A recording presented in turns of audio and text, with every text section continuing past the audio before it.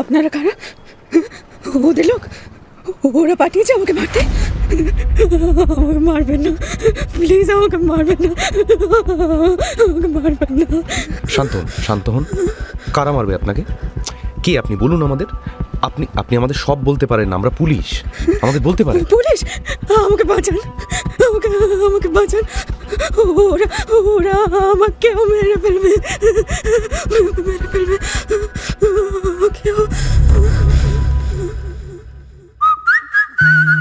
গপ্প মীরের ঠেক, কিছু ভয়, কিছু রহস্য, কিছু হাসি, কিছু প্রেম, এই ঠেকে সবই আছে। গপ্প মীরের ঠেকের আজকের গপ্প অমৃতা কোনারের লেখা একটা অদ্ভুত কেস। এটি গপ্প মীরের ঠেকের অরিজিনাল গপ্প। আপনিও 6 থেকে 7,000 শব্দের মধ্যে নিজের অপ্রকাশিত লেখা গপ্প পাঠাতে পারেন explore@studiomirvana.com এ। নির্বাচিত হলে আপনার গপ্প পড়া হবে ঠেকে। Any digital copy of this content leading to piracy is a crime. এই গল্পের যে কোনো রকম পাইরেসির বিরুদ্ধে উপযুক্ত আইনি ব্যবস্থা নেওয়া হবে। পাইরেসি দণ্ডনীয় অপরাধ। অনুগ্রহ করে পাইরেসি করবেন না, পাইরেসি সাপোর্ট করবেন না। তাহলে শুরু করা যাক।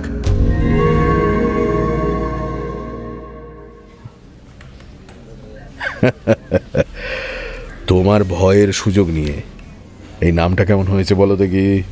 পরিমল মজুমদার ইন্দ্রজিতের দিকে তাকিয়ে হাসলেন। আজ তিনি এসেছেন একটা সেশন নিতে। মাঝে মধ্যে নতুন অফিসারদের এমন সেশন হয়, আর তার জন্য বিশেষভাবে আমন্ত্রিত থাকেন কিছু রিটায়ার্ড অফিসার। তাঁদের জীবনের বিচিত্র সব কেসের গল্প নিয়েই চলে কাটা ছেঁড়া বিশ্লেষণ।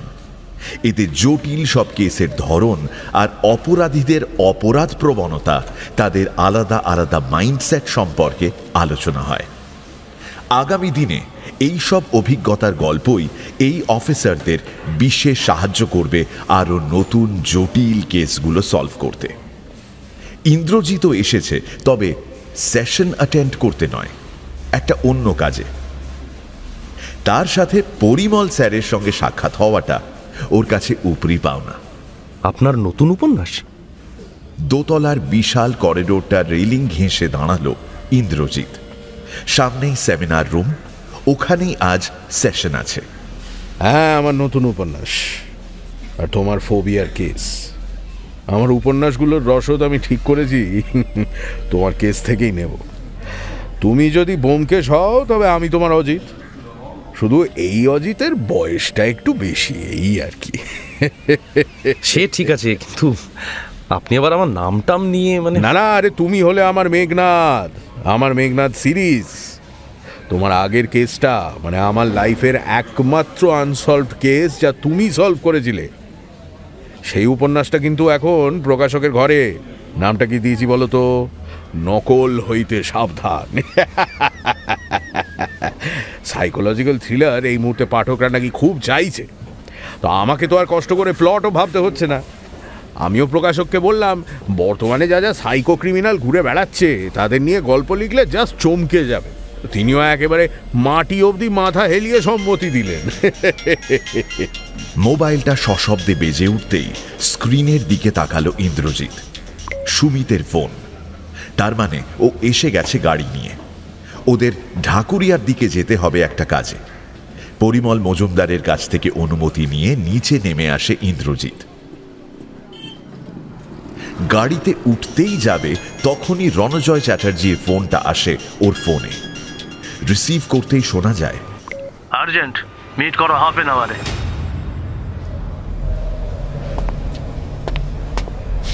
স্যার আসবো?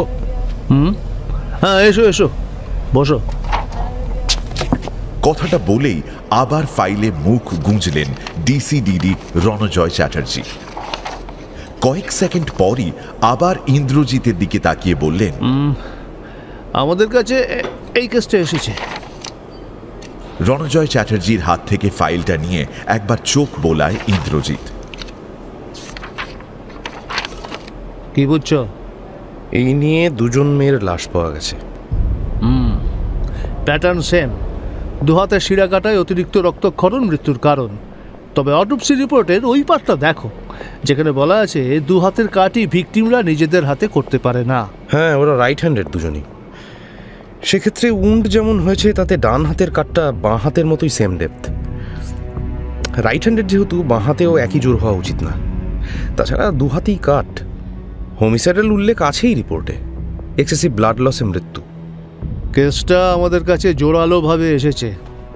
2টো কেসে মিল পাওয়া গেছে মার্ডারের প্যাটার্নে। তবে আরও একটা ভয়ঙ্কর মিল আছে, খেয়াল করেছ? হ্যাঁ, দুজনেই প্রেগনেন্ট ছিল। ওই অবস্থায় এইভাবে খুন, ব্রুটাল। ফিটাস 5 মাসের দুক্ষেত্রেই, মানে এই ডেভেলপমেন্টের পরই মহিলা দুজনকে মেরেছে, ঠিক 5th মান্থ রানিং। আর 2টো ক্ষেত্রেই কোনো মিসিং ডায়েরি নেই। পরিচয় জানারও তো উপায় নেই, মুখ বিকৃত করা ছিল। কিছু লিড পাইনি না, তাই জন্যই আমাদের কাছে এসেছে। 2 মাস আগে একটা বডি কল্যাণী হাইওয়েতে ওই ব্যারাকপুরের কাছে পাওয়া যায়, আর একটা জিটি রোডের ধারে পান্ডুয়ার দিকে 8 মাস আগে। বাকি ডিটেলস তুমি পড়লেই বুঝতে পারবে। আমি চাইছি তুমি কেসটা লিড করো। সুমিত তো থাকছেই, আর যদি টিমে কাউকে লাগে তুমি নিশ্চিন্তে বলতে পারো।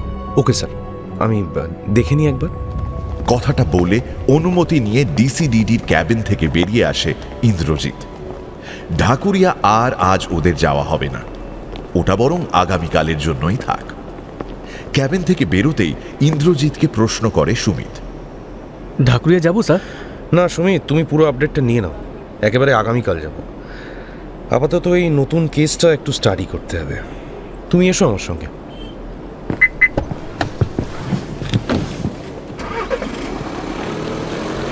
গাড়ি চলছে সুমিত ইন্দ্রজিৎকে নিয়ে। সুমিত ইন্দ্রজিৎকে বলল, স্যার, ওই ভদ্রলোক ফিরে এসেছেন। আপনি ঠিকই বলেছিলেন, ওই খুনটার ব্যাপারে উনি কিছুই জানতেন না। একদম এক্সট্রা ম্যারিটাল অ্যাফেয়ার কেস। গার্লফ্রেন্ডকে নিয়ে মন্দারমণি গেছিলেন, ফিরে এসেছেন, তাও আর একটা ক্যাঁচাল ব্যাপারে। ওর গার্লফ্রেন্ড নাকি ওখান থেকে ওর টাকা নিয়ে চম্পট। ভাবুন একবার। তাহলে কি বুঝলে সুমিত, বিয়ে করা বেশি ডেঞ্জারাস নাকি প্রেম করা? না না, আজকাল কাউকে ভরসা নেই স্যার। সালা কে যে কখন। Sorry sir. মুখ ফসকে আর গোটা 2 গালি বেরোনোর আগেই জিভটাকে টান মেরে মুখের ভেতর সেঁধিয়ে দিল সুমিত। এমন অকারণে যখন তখন গালিগালাজ ও করে না। বেচারা একটু সুবোধ বালক সুলভ আচরণেই নিজেকে আবদ্ধ রাখে সব সময়। অপরাধীদের সামনে অবশ্য বিষয়টা আলাদা। তখন সুবোধ বালকের খোলস ছেড়ে কড়া পুলিশটা বেরিয়ে আসে। বিশ্বাসবাবু সামলে। সঙ্গে সঙ্গে জোরে ব্রেক কষল গাড়িটা। সুমিত কিছু বুঝে ওঠার আগেই একটা প্রবল ঝাঁকুনিতে সামনে এগিয়ে এলো খানিকটা। মনটা একটু অন্যমনস্ক না হলে ঠিক সামলে নিত। আমি কি করে বুঝবো বলুন তো স্যার, মেয়েটা এমনভাবে দৌড়ে এলো। কিছু হয়নি তো স্যার? রীতিমতো ঘাবড়ে গেছেন বিশ্বাসবাবু। ড্রাইভিং সিটে যে তিনি। আপনার কোনো দোষ ছিল না, ভয় পাওয়ার কিছু নেই। আগে দেখি মেয়েটা ঠিক আছে কিনা। আশা করছি খুব বেশি কিছু হয়নি। কথাটা বলেই দ্রুত গাড়ি থেকে নেমে আসে ইন্দ্রজিৎ, সঙ্গে সুমিত। কোনো মেয়েকে ও খেয়াল করেনি, কিন্তু এতক্ষণে যে চতুর্দিক থেকে লোকজন হই হই করে এদিকেই আসছে সেটা বেশ খেয়াল করেছে।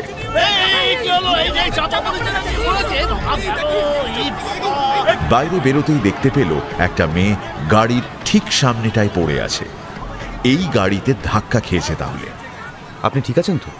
এভাবে কেউ ছুটে আসে রাস্তার মাঝে, এক্ষুনি একটা বড় বিপদ ঘটে যেত। ভাগ্যিস ঠিক সময় ব্রেকটা। ঠিকই তো, স্যারদের গাড়িটা ওভাবে থামলো, তাই নয়তো আরো জোরে লাগতে পারতো। অমন পাগলের মতো চলন্ত গাড়ির সামনে কেউ আসে? কি অদ্ভুত রে বাবা, একটু দেখে চলবে। রাস্তার উপর হাত দুটো রেখে আধশোয়া অবস্থায় পড়ে আছে মেয়েটা। ছিপছিপে চেহারা, ফর্সা রং, লেয়ার কাট চুল পিঠে এলিয়ে আছে বিন্যস্তভাবে। পরনে পেস্তা কালারের একটা স্লিভলেস কুর্তি আর একটা সাদা স্ট্রেট প্যান্ট। জামা প্যান্টে নোংরা ধুলো লেগে আছে। চোখে মুখে ভয়ের ছাপ। এত লোকে এত কথা বলছে, অথচ মেয়েটার সেসব দিকে কোনো ভ্রুক্ষেপ নেই। কানেও নিচ্ছে না কারো কথা। রাস্তা থেকে টলমল পায়ে উঠে দাঁড়িয়ে নিজের হাত পা ভালো করে দেখে নেয়। তারপর কেমন অদ্ভুতভাবে বলে, আমি বেঁচে আছি, আমি আমি বেঁচে আছি?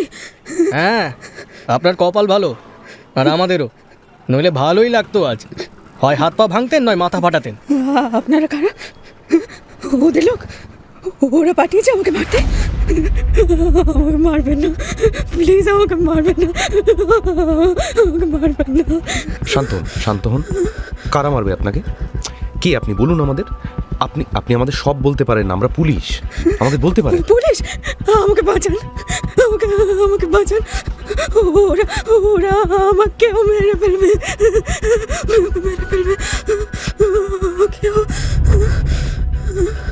কথাগুলো বলতে বলতেই জ্ঞান হারায় মেয়েটা। সঙ্গে সঙ্গে ওকে পড়ে যাওয়া থেকে বাঁচাতে ধরে ফেলে সুমিত আর ইন্দ্রজিৎ।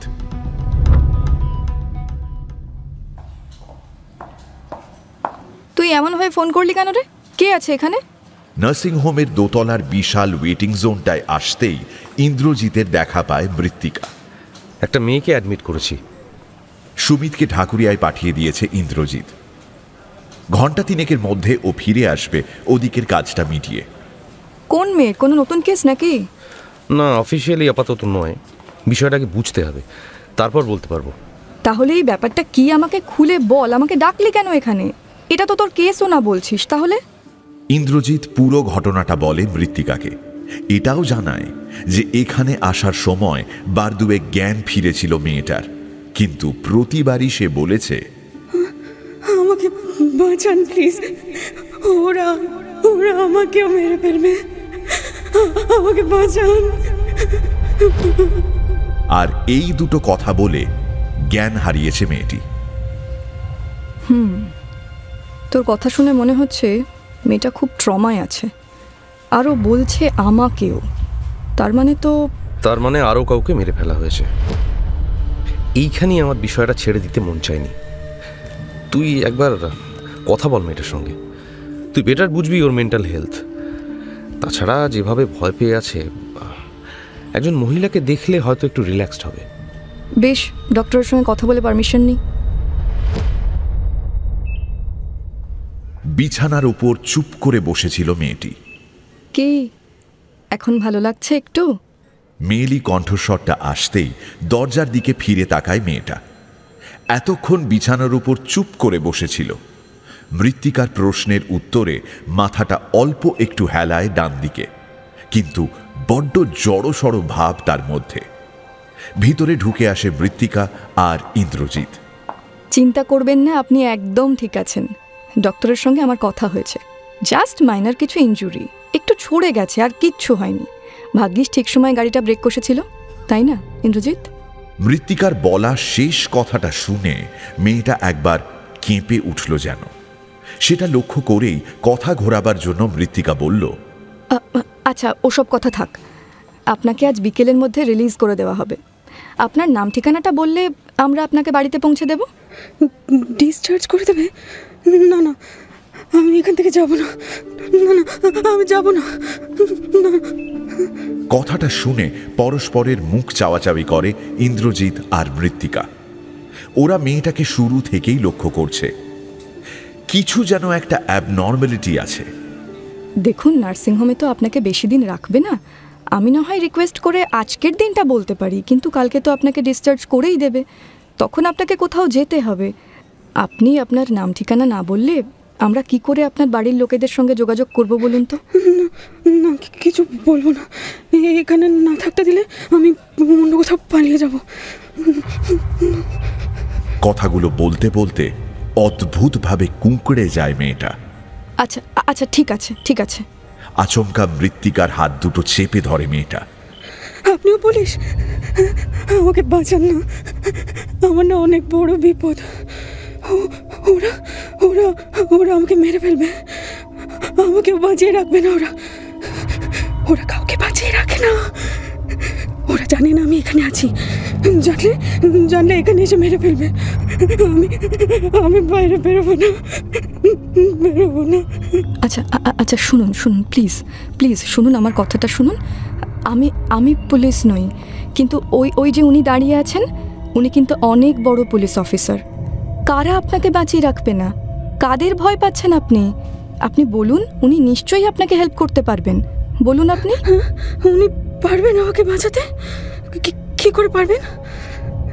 আপনি চেনেন না ওদের, ওদের যে অনেক শক্তি, ওদের সঙ্গে কোনো সাধারণ মানুষ লড়াই করতে পারবে না, পারবে না। ওরা ওরা সাংঘাতিক লোক, ওদের অনেক শক্তি, পারবে না, কেউ পারবে না। এতক্ষণে মৃত্তিকা খেয়াল করে মেয়েটির সিঁথির ভিতরে অল্প একটু লাল মতো দেখা যাচ্ছে।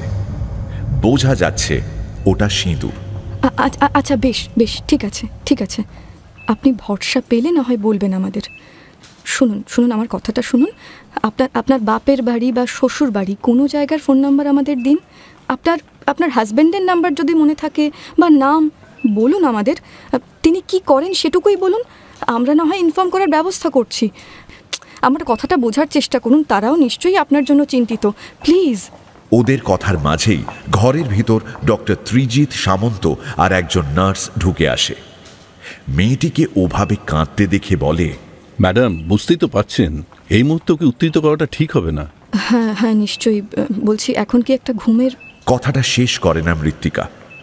ডক্টর সামন্ত ইশারায় মাথা নাড়েন। ইনজেকশনের কথাটা মেয়েটার সামনে বলতে চাইছেন না হয়তো। মেয়েটা এমনিতেই ভয়ে, এখন যদি ইনজেকশন নিয়েও কিছু ঝামেলা করে। মৃত্তিকা ইন্দ্রজিৎকে নিয়ে বাইরে বেরিয়ে আসে। প্রথম থেকেই আমার মনে হয়েছিল মেয়েটার মধ্যে কিছু একটা প্রবলেম আছে। হ্যাঁ, সেটা তো বুঝতে পারছি। তুইও যে সেই জন্যই আমাকে ডেকেছিস তাও বুঝতে পারছি। মেয়েটা কোনো একটা বিষয় বা ঘটনায় খুব ভয় পেয়ে আছে, বুঝলি? এবং ওর কথা শুনে যা মনে হলো সেটা কোনো একটা দিনের ঘটনা নয়, লাগাতার ঘটতে থাকা কোনো ঘটনা প্রবাহ। আজকের দিনটা একটু ওয়েট করি, দেখি মেয়েটার ব্যাপারে কেউ তো নিশ্চয়ই খোঁজ করবে। ওর বাপের বাড়ির লোক বা হাজব্যান্ড নিশ্চয়ই কোনো মিসিং ডায়েরি করবে।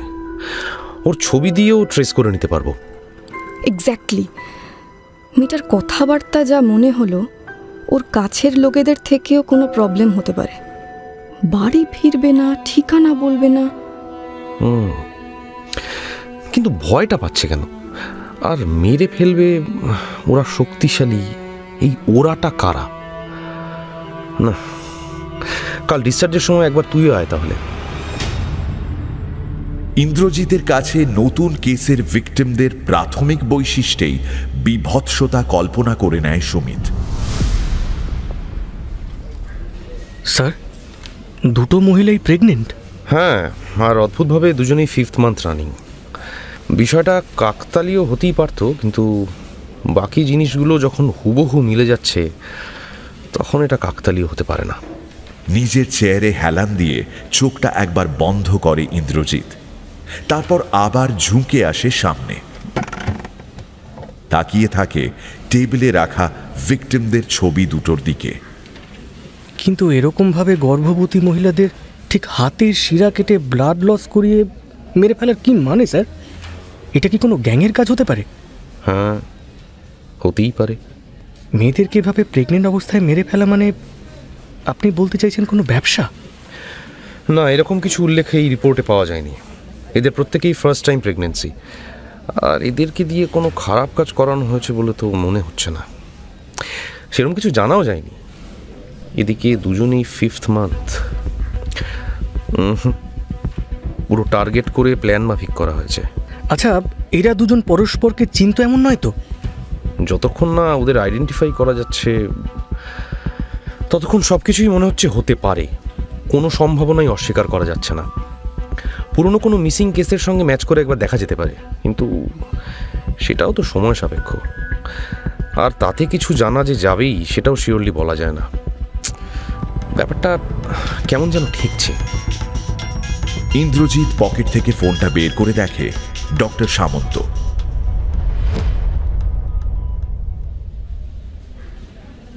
আপনি আমাদের খুঁজছিলেন? মৃত্তিকা প্রশ্ন করে মেয়েটিকে। আলু থালু ভাবে বসে রয়েছে সে বেডের উপর। তবে সকালের থেকে তুলনামূলক একটু কম অস্বাভাবিক লাগছে এখন। দুপুরে খাবার খেয়েছে, ওষুধ খেয়েছে, ঘুমিয়েওছে। হঠাৎ করে দুপুর 3টে নাগাদ অস্থিরভাবে ঘুম থেকে উঠে চিৎকার করতে থাকে মেয়েটি। ডক্টর সামন্ত তখন আউটডোরে ছিলেন। যে ডক্টর তখন রাউন্ডে ছিলেন তিনি ছুটে আসেন নার্সের কথায়। মেয়েটা জানায় যে সকালে যারা এসেছিল সে তাদের সঙ্গে কথা বলতে চায়, তাই মৃত্তিকা আর ইন্দ্রজিৎ এসেছে, সঙ্গে সুমিত। বলুন, কি বলতে চান বলুন। আমি সবার সামনে কথা বলতে পারবো না। ডক্টর সামন্ত এবং নার্স বেরিয়ে যান। মৃত্তিকাও বেরোতে যাবে, তখনই মেয়েটা বলে, আপনিও থাকুন, আপনি কথা বললে আমার কেমন ভালো লাগে, শান্তি পাই মনে। মৃত্তিকা ওর মাথায় হাত রাখে। মেয়েটি বলতে শুরু করে, আমার নাম লিপি, আমার খুব বিপদ, ওরা আমাকে মেরে ফেলতে চায়। ওরা মানে কারা? সুমিত একপাশে দাঁড়িয়ে মেয়েটিকে ভালো করে লক্ষ্য করছে। ওর মনে হচ্ছে মেয়েটার মাথা খারাপ। আসার সময়ও গাড়িতে ইন্দ্রজিৎকে বার কয়েক কথাটা বলেছে। ইন্দ্রজিৎ তার কোনো উত্তর দেয়নি। ও শেষ অবধি না গিয়ে কোনো মন্তব্য করে না কোনো বিষয়ে। আপনারা আমাকে বাঁচাতে পারবেন, কিন্তু ওই ডাক্তার আর নার্স যদি ওদেরকে বলে দেয়, তাহলে ওরা আমাকে খুঁজতে এখানে চলে আসবে। না না, আমাদের সামনে বলুন, কোনো ভয় নেই। বলুন, কাদের ভয় পাচ্ছেন আপনি?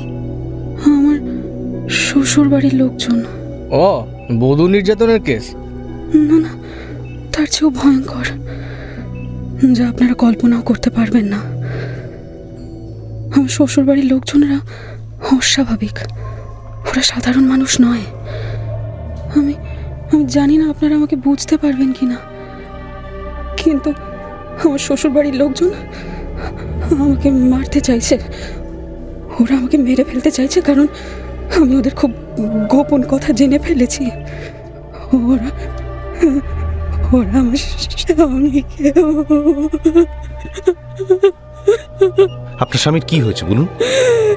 আমার শ্বশুর বাড়ির লোকেরা ওকে মেরে ফেলেছে। হোয়াট? আর এখন আমাকেও মেরে ফেলতে চায়। কিন্তু আপনার হাজবেন্ড তো ওদের বাড়ির ছেলে, ওরা নিজেদের ছেলেকে কেন মারবে? ওরা মানুষ নয়, ওরা পিশাচ। নিজেদের কার্যসিদ্ধির জন্য ওরা সব করতে পারে। দেখুন, আপনি যেটা বলছেন সেটা আমরা বিশ্বাস করব কিভাবে? আপনাদের আমি আমার শ্বশুর বাড়ির ঠিকানাটা বলছি, সেখানে যান, তাহলেই সব জানতে পারবেন। বেশ, আমি খোঁজ নিচ্ছি। সাবধান, খুব সাবধান, ওরা যেন জানতে না পারে আপনাকে আমি বলেছি এসব কথা।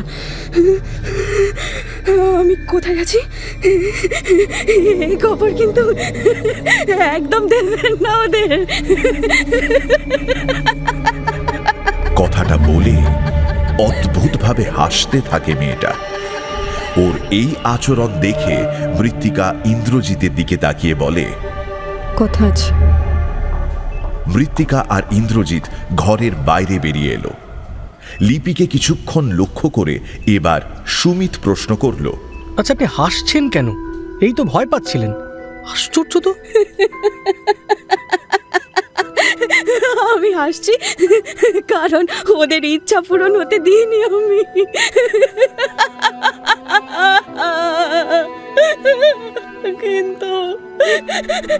কিন্তু ওরা আমার বোনটাকে মেরে ফেললো, জানেন? আমার বোনটাকে ওরা মেরে। সুমিতের অস্বস্তি হয়। মেয়েটা সত্যিই পাগল, একে নিয়ে বড্ড বেশি ভাবছে ওর স্যার। এদিকে ঘরের বাইরে আসতেই মৃত্তিকা বলল, আমার মনে হচ্ছে মেয়েটার সাইকোলজিক্যাল ডিসঅর্ডার আছে। যেগুলো বলছে সেগুলো সত্যি নাও হতে পারে, আবার হতেও পারে। ওর সঙ্গে একটা কমপ্লিট সেশন না করলে আমি বুঝতে পারবো না এক্স্যাক্ট সমস্যাটা কোথায়। শ্বশুরবাড়ির অত্যাচারই হোক বা অন্য কোনোভাবে কিছু সমস্যা হলে ওর সত্যি মেন্টালি ট্রিটমেন্ট প্রয়োজন। ভাবছি আমি আপাতত আমার নার্সিংহোমে অ্যাডমিট করতে পারি 2 দিনের জন্য। এরকম পেশেন্টকে বাড়িতে রাখাটা ঠিক হবে না, যে কোনো মুহূর্তেই হাইপার হয়ে যেতে পারে। বলছি, তুই ওই দিকটা দেখ একটু, অ্যাড্রেসটা জেনুইন কিনা। বেশ, তার মধ্যে আমি দেখছি কি করা যায়। ডিসিডিডি রণজয় চ্যাটার্জিকে কেসের ব্যাপারে খানিক আপডেট দিয়ে ডিসিডিডির রুম থেকে বেরোতেই ইন্দ্রজিতের ফোনটা ভাইব্রেট করে ওঠে। 2 আনার কল। ইন্দ্রজিতের বেশ বিশ্বস্ত একজন খোঁচর এই 2 আনা। ইন্দ্রজিতের লিস্টে এরকম আরও কয়েকজন আছে, তবে হঠাৎ করে প্রয়োজন পড়লে রনে বনে জঙ্গলে যেখানেই থাকুন না কেন ডাক দিলে 2 আনা হাজির হয়ে যায়। 2 আনা অবশ্য ওর পোশাকি নাম, ইন্দ্রজিতেরই দেওয়া। খবর কি? ও স্যার, এই যে ফ্ল্যাটের ঠিকানাটা দিলেন না, এসে তো তালা বন্ধ। আশেপাশের লোকজন বলছে ওরা নাকি বছরে মাঝে মধ্যে এখান থেকে হাওয়া হয়ে যায়, বুঝলেন। আমরা তো ব্যাংকের লোক সেজে হালকা একটু করে ইনফরমেশন নিয়ে নিয়েছি, কিন্তু স্যার মনে হচ্ছে একটু সাজুগুজু করতে হয়, বুঝলেন। আপনার কেসগুলো এমন হেভি খাটতে হয় মাইনি। বাড়ির মেম্বার কজন জানতে পেরেছো? ওই তো বাবা, মা, এক বোন, 2 ভাই, একটা ছেলে বড়, মেয়েটা মেজো, একটা ছেলে ছোট। বড় ভাইটা নাকি বিগত কিছু মাস ধরে মাঝে মধ্যে এখানে থাকে না, বিয়ে করেছে, বুঝলেন। বউকে নিয়েই আসা যায়। আগে বউটা এখানে থাকতো, এখন মাঝে মধ্যেই বাইরে থাকে বরের সঙ্গে আর কি। কদিন আগে নাকি বাড়ির সবাই কোথায় এরা গেছে, আপাতত বাড়িটা ফাঁকাই আছে। এখন এই ফ্যামিলিকে আপনারা খুঁজছেন কি না তা বলতে পারবো না, ওটা জানতে এর কুরু রাখবে স্যার। বেশ, তুমি একটু নজর রাখো, আর যদি কোনো খবর পাও আমাকে জানাবে। আমি দেখছি কোনো কুলু পাওয়া যায় কিনা। ফোনটা রেখে ইন্দ্রজিৎ অফিসার্স রুমে আসে। সুমিত চুপচাপ একটা কোণে বসে পেপার ওয়েট নিয়ে ঘুরিয়ে যাচ্ছে টেবিলে। ইন্দ্রজিৎ জানে সুমিত গভীর চিন্তায়। মেয়েটার দেওয়া ঠিকানায় কেউ নেই, তালা বন্ধ। স্যার, আপনার মনে হয় না মেয়েটা পাগল? হ্যাঁ, তা একটু মনে হচ্ছে বটে, তবে ওসব বাদ দাও। এদিকে জ্বর তো খোলার নাম নেই, আরও পাকাচ্ছে। মেয়েটা বলছে ওর হাজব্যান্ডকে নাকি হাজব্যান্ডের পরিবারের লোকজন মেরে ফেলেছে। কিন্তু আমার প্রশ্ন, এমনটা কেন হবে? আর এদিকে 2 আনা বলছে ওই বাড়িতে এই মুহূর্তে কেউ নেই। ওই বাড়ির ছেলে বৌমা বাইরে ছিল, পরিবারের বাকি লোকজন এরপর বাইরে যায় এবং এখনো অবধি কেউ ফেরেনি। তাহলে কি মেয়েটা সত্যি বলছে? দেখি, না জট খুললে তো কিছুই বোঝা যাবে না। আচ্ছা, ওই দিকটা নিয়ে আমি একটু ভাবি। মৃত্তিকাকে বলেছি মেয়েটাকে ওর সঙ্গে নিয়ে যেতে। 2 দিন ওর অবজারভেশনে রেখে একটু সেশন করলে যদি মেয়েটা নর্মাল হয়, তারপর না হয় জিজ্ঞাসাবাদ করে আরও কিছু জানা যাবে। শোনো, আপাতত ওই দিকটা থাক। তুমি কাল একবার ওই নার্সিংহোমে যাও। লিপিকে মৃত্তিকা একা নিয়ে যাবে এটা ঠিক হবে না। এখন আমি একটু বেরোবো। যে 2টো জায়গায় ওই বডি 2টো পাওয়া গেছে, সেই লোকাল থানায় ওই কেসের আইওদের সাথে একটু কথা বলতে হবে। আজকে ব্যারাকপুরে যাব, আর কাল সকালে যাব পান্ডুয়া।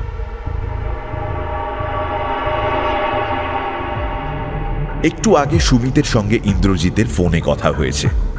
ইন্দ্রজিৎ কিছু তথ্য পেয়েছে ওই থানাগুলো থেকে, যদিও সেটা খুব প্রয়োজন লাগবে এমন নয়, কিন্তু এইটুকু বোঝা গেছে ওই মেয়ে 2টো এলাকার নয়। তার মানে বাইরে থেকে এনে বডি ডাম্প করা হয়েছে, এই কথাটায় শিলমোহর পড়ল।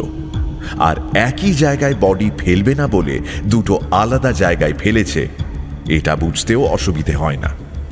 অতএব এবার সার্বিকভাবে কিছু মিসিং কেস খুঁজতে হবে, যেগুলো ওই মেয়ে 2টোর বয়স, হাইট, রং, গড়ন সবটা ম্যাচ করে যায়।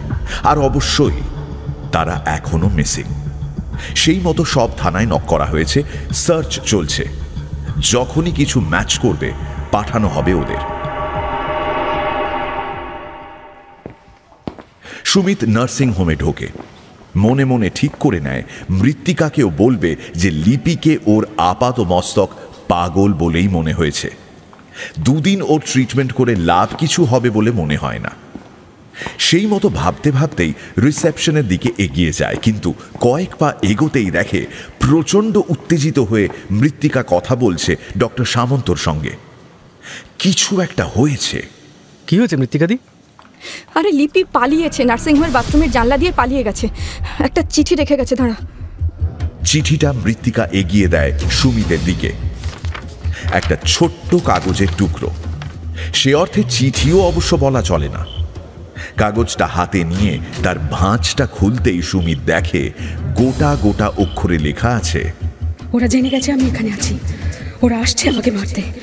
ওরা আমার আর্যকেও মেরে ফেলেছে। এই আবার কি? আচ্ছা, আপনাদের সিকিউরিটি থাকতেও পেশেন্ট কি করে পালাতে পারে? সুমিত অবাক হয়ে তাকালো ডাক্তারের দিকে। আমরা কি করে জানবো স্যার যে উনি বাথরুমের জানলা দিয়ে পালাবেন, তাও এই দোতলা থেকে? ইনফ্যাক্ট উনি যে পালাবেন সেটাই তো ভাবিনি। সিকিউরিটি তো সব সামনের গেটে, পিছনে গেট নেই, পাঁচিল। কিভাবে যে পালালেন? আর এই কাগজটা তো মনে হচ্ছে নার্স যে প্যাডে মেডিসিন লিখছিলেন সেই প্যাডেরই। হ্যাঁ, ওটা ওখানেই রাখা ছিল, সঙ্গে পেনটাও। কি করে বুঝবো বলো কেউ এরকম করবে? সুমিত, কি করবে বলো তো? তোমার স্যারকে ইনফর্ম করো আগে। হ্যাঁ, সেটা তো জানাতেই হবে। আচ্ছা ডক্টর সামন্ত, আপনি একটু চলুন আমার সঙ্গে। কথাটা বলেই সুমিত সেই রুমের দিকে এগিয়ে যায় যেখানে লিপি ছিল। আচ্ছা, পাগলের পাল্লায় পড়লাম তো। ডক্টর সামন্তর সঙ্গে কথা বলতে এসেছে মৃত্তিকা, সুমিত আর ইন্দ্রজিৎ। পাগল কি? আমার তো সন্দেহ হচ্ছে সুমিত মেয়েটা আগেই বাথরুমে ঢুকে ওই জানলা দিয়ে সব দেখে নিয়েছে। পিছনের রাস্তাটা দিয়ে পালানো সম্ভব সেটাও বুঝেছিল।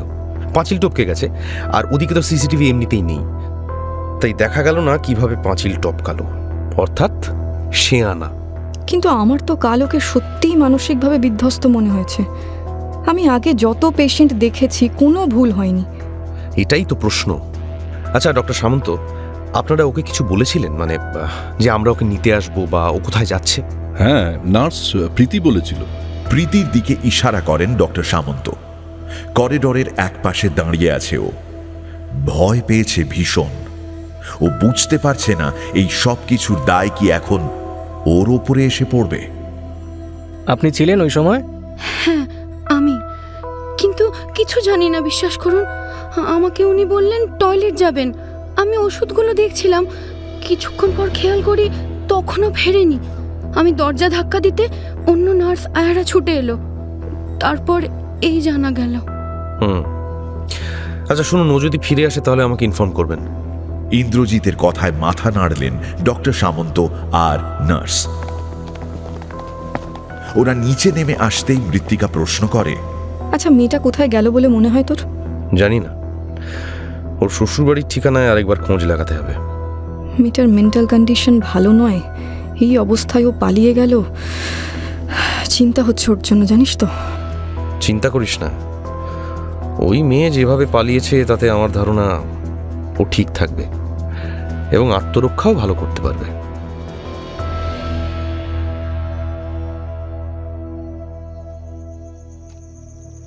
এই অদ্ভুত দুটো খুন করার কি কারণ মনে হয় তোমার? পরিমল মজুমদার তাকালেন ইন্দ্রজিতের দিকে। ইন্দ্রজিৎ নার্সিং হোম থেকে সোজা ওর বাড়িতেই এসেছে চায়ের নিমন্ত্রণ রক্ষার্থে। আসলে শুধুই চায়ের নিমন্ত্রণ নয়, ওর একটু কেস নিয়ে আলোচনাও করার আছে। কেসটা এমন অদ্ভুত, কোনো লিঙ্ক নেই, শুধু আছে দুটো আনআইডেন্টিফাইড ডেড বডি। সেটাই তো বুঝতে পারছি না। খুনের ধরনটাও খুব মারাত্মক, মানে দুটো হাতের শিরা এমনভাবে কাটা হয়েছে, খুব ডিপলি কাটটা করা হয়েছে, তাও জীবন্ত অবস্থায়। হাতে স্ট্র্যাঙ্গুলেশন মার্কসও আছে, যেগুলো পেরিমর্টম ইনজুরি, অর্থাৎ মৃত্যুর আগে ওই হাত বাঁধা হয়েছিল সেটা বোঝা যাচ্ছে। ওই অবস্থায় বেঁধে দগ্ধে দগ্ধে মৃত্যু দিয়েছে, এক্সেসিভ ব্লাড লসে ডেথ। এবং তখন ভেতরের বেবিটাও কিন্তু জীবিত। মেয়েগুলো মারা যাওয়ার পরে ভেতরের ফিটাস শ্বাস নিতে পারছে না, মারা যাচ্ছে। দুটো নয় স্যার, একসাথে 4টে খুন করা হয়েছে। ক্রিমিনাল সেম, ক্রাইম প্লেসও সেম নিশ্চয়ই। দেখুন, আমার যা মনে হচ্ছে শুধু বডি ডাম্প করার প্লেসগুলো ডিফারেন্ট। এখন ন্যাচারালি ওই ডাম্প করার প্লেসের চারপাশে এই মেয়েগুলোর কোনো মিসিং কমপ্লেন থাকার কথা নয়। লোকাল পুলিশ সেই কাজটা করেই রেখেছে, কোনো এমন কমপ্লেন পায়নি যা ম্যাচ করবে। তাতে আমাদের কাজটা অবশ্য একটু এগিয়ে গেল, মানে আমাদের ওই এরিয়াগুলোই আর খুঁজতে হবে না। বুঝলাম। কি ভাবছো, ইনভেস্টিগেশন শুরু করবে কোন দিক থেকে? জানি না স্যার, আমাকে আর একটু ভাবতে হবে। যদি উপায় থাকতো ফিটাসগুলোর ডিএনএ বা মেয়ে দুটো ডিএনএ ম্যাচ করিয়ে দেখতাম, যদি কোনো লিঙ্ক পাওয়া যেত, কিন্তু সে উপায়ও আর নেই। যদি ক্রাইম সিন ভিজিট করার সেই মুহূর্তে উপায় থাকতো তাহলে ভালো করে জায়গাটা দেখতে পারতাম। এখন তো প্লেসটার ভার্জিনিটি নষ্ট হয়ে গেছে, কিচ্ছু লাভ হয়নি গিয়ে। কিন্তু এভাবে তো হাত গুটিয়েও বসে থাকা যায় না। কিন্তু যা হাতে নেই তা ভেবেও লাভ নেই। ছবি দুটো দেখি। পরিমল মজুমদারের হাতে মৃত মেয়ে দুজনের ছবি দুটো তুলে দিল ইন্দ্রজিৎ। ভদ্রলোক বেশ মন দিয়ে ছবিগুলো দেখলেন। এর আগেও কম করে 50 বার ওই নৃশংস ছবি দুটো দেখেছে ইন্দ্রজিৎ, কিন্তু বিশেষ কিছুই নজরে পড়েনি ওর। মেয়ে দুটোর ফ্যামিলি থেকে কোনো খোঁজ করেনি এই ব্যাপারটা? সেটাই তো আমার অদ্ভুত লাগছে স্যার। আমি সুমিতকে বলেছি বিগত 1.5 বছরের যাবতীয় এমন মিসিং ফাইল আপাতত কালেক্ট করতে, এই ভিকটিমদের সঙ্গে ডিটেলস মিলিয়ে। পুরো ব্ল্যাঙ্ক লাগছে স্যার। একটাও এমন কিছুর উল্লেখ নেই সিজার লিস্টে যা দিয়ে কিছু পাওয়া সম্ভব। মেয়েগুলোর শরীরে কোনো অর্নামেন্ট ছিল না, কিন্তু ছবিতে দেখুন অর্নামেন্ট থাকার দাগ আছে। আঙুলে দেখুন দুজনেরই দাগটাও একই আঙুলে। দাঁড়াও দাঁড়াও দাঁড়াও, চা খাও তো আগে একটা, আমিও খাই। আর বেশ কড়া করে চা, তারপর মাথাটা খুলবে। ওরে আরে চাটা কি দার্জিলিং থেকে বানিয়ে নিয়ে আসছিস নাকি রে? প্রায় সঙ্গে সঙ্গেই ঘরের ভেতর থেকে চায়ের ট্রে হাতে বেরিয়ে এলো নন্দ। চায়ের সঙ্গে চিকেনের পুর ভরা সিঙাড়া আর আলুর চিপস। স্যার আমি শুধু চাটাই খাবো, এই বাকি সব থাক। আরে খাও খাও, এক আধ দিন একটু তেলে ভাজা খেলে কিছু হবে না।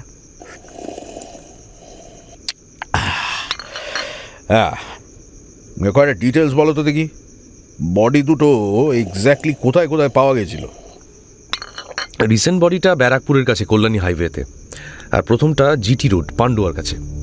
বাবা, দুটোই বেশ দূরে। কিন্তু পরিমল মজুমদারের কথাটা শোনার পর চা খেতে খেতে ইন্দ্রজিতের কি একটা যেন মনে হলো। ওর স্যারের কথায় নাকি চায়ের গুণে তা বলা যায় না। স্যার আগেরটা তো 8 মাস পার করে গেছে। রিসেন্ট যেটা, সেটার ভিত্তিতে আমাদের কলকাতা থেকে ওই পান্ডুয়া পর্যন্ত যে কটা টোল প্লাজা আছে তার সিসিটিভি চেক করার ব্যবস্থা যদি করা যায়, ওই বডি পাওয়ার আগের রাতের ফুটেজ দেখে যদি কিছু সাসপিশিয়াস পাওয়া যায়। এইটা ভালো আইডিয়া। আগেরটা 8 মাস আগে যেহেতু ফুটেজ নাও পেতে পারো, তবু একবার খোঁজ করে দেখো যদি এর মাঝে কোনো টোল প্লাজার ফুটেজ পেয়ে যাও লাকিলি, তাহলে তোমাদের জন্য কিন্তু একটা বেশ ব্রেক থ্রু হবে। হ্যাঁ স্যার, যদি অপরাধী বা অপরাধীরা সেম গাড়ি ব্যবহার করে থাকে তাহলে 2 দিনের ফুটেজ আমাদের প্রচণ্ড কাজে লাগবে। আর যদি তা না হয় তাহলে অন্তত লাস্ট দিনের ফুটেজ থেকেও আমাদের কিছু করতে হবে। যদি কিছু পাওয়া... 1 সেকেন্ড স্যার। হ্যালো। ও স্যার, চাইনিজ খাবো। কখন? 1 ঘন্টা পরে। আমি থাকবো ওখানে। ফোন রেখে দেয় ইন্দ্রজিৎ। ওর দিকে না তাকিয়ে সিঙাড়ায় একটা কামড় বসিয়ে পরিমল প্রশ্ন করেন, দুয়ানা? হ্যাঁ স্যার। চাইনিজ খাবে বলেছো তো? হ্যাঁ স্যার।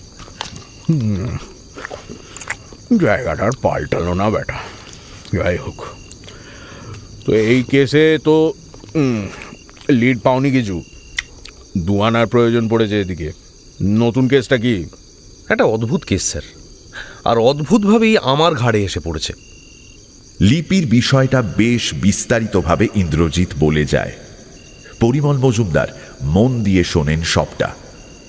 পুরোটা শোনার পর খানিকক্ষণ চুপ করে থাকেন, তারপর বলেন, আমার ধারণা মেয়েটা আবার তোমাদের সঙ্গে যোগাযোগ করবে। ওর স্থির দৃষ্টি মেঝের দিকে। ইন্দ্রজিৎ আর কিছু বলে না। ও জানে ওর স্যার এখন গভীর চিন্তায় মগ্ন। এই রকম সময় তাকে ঘাঁটানো যায় না।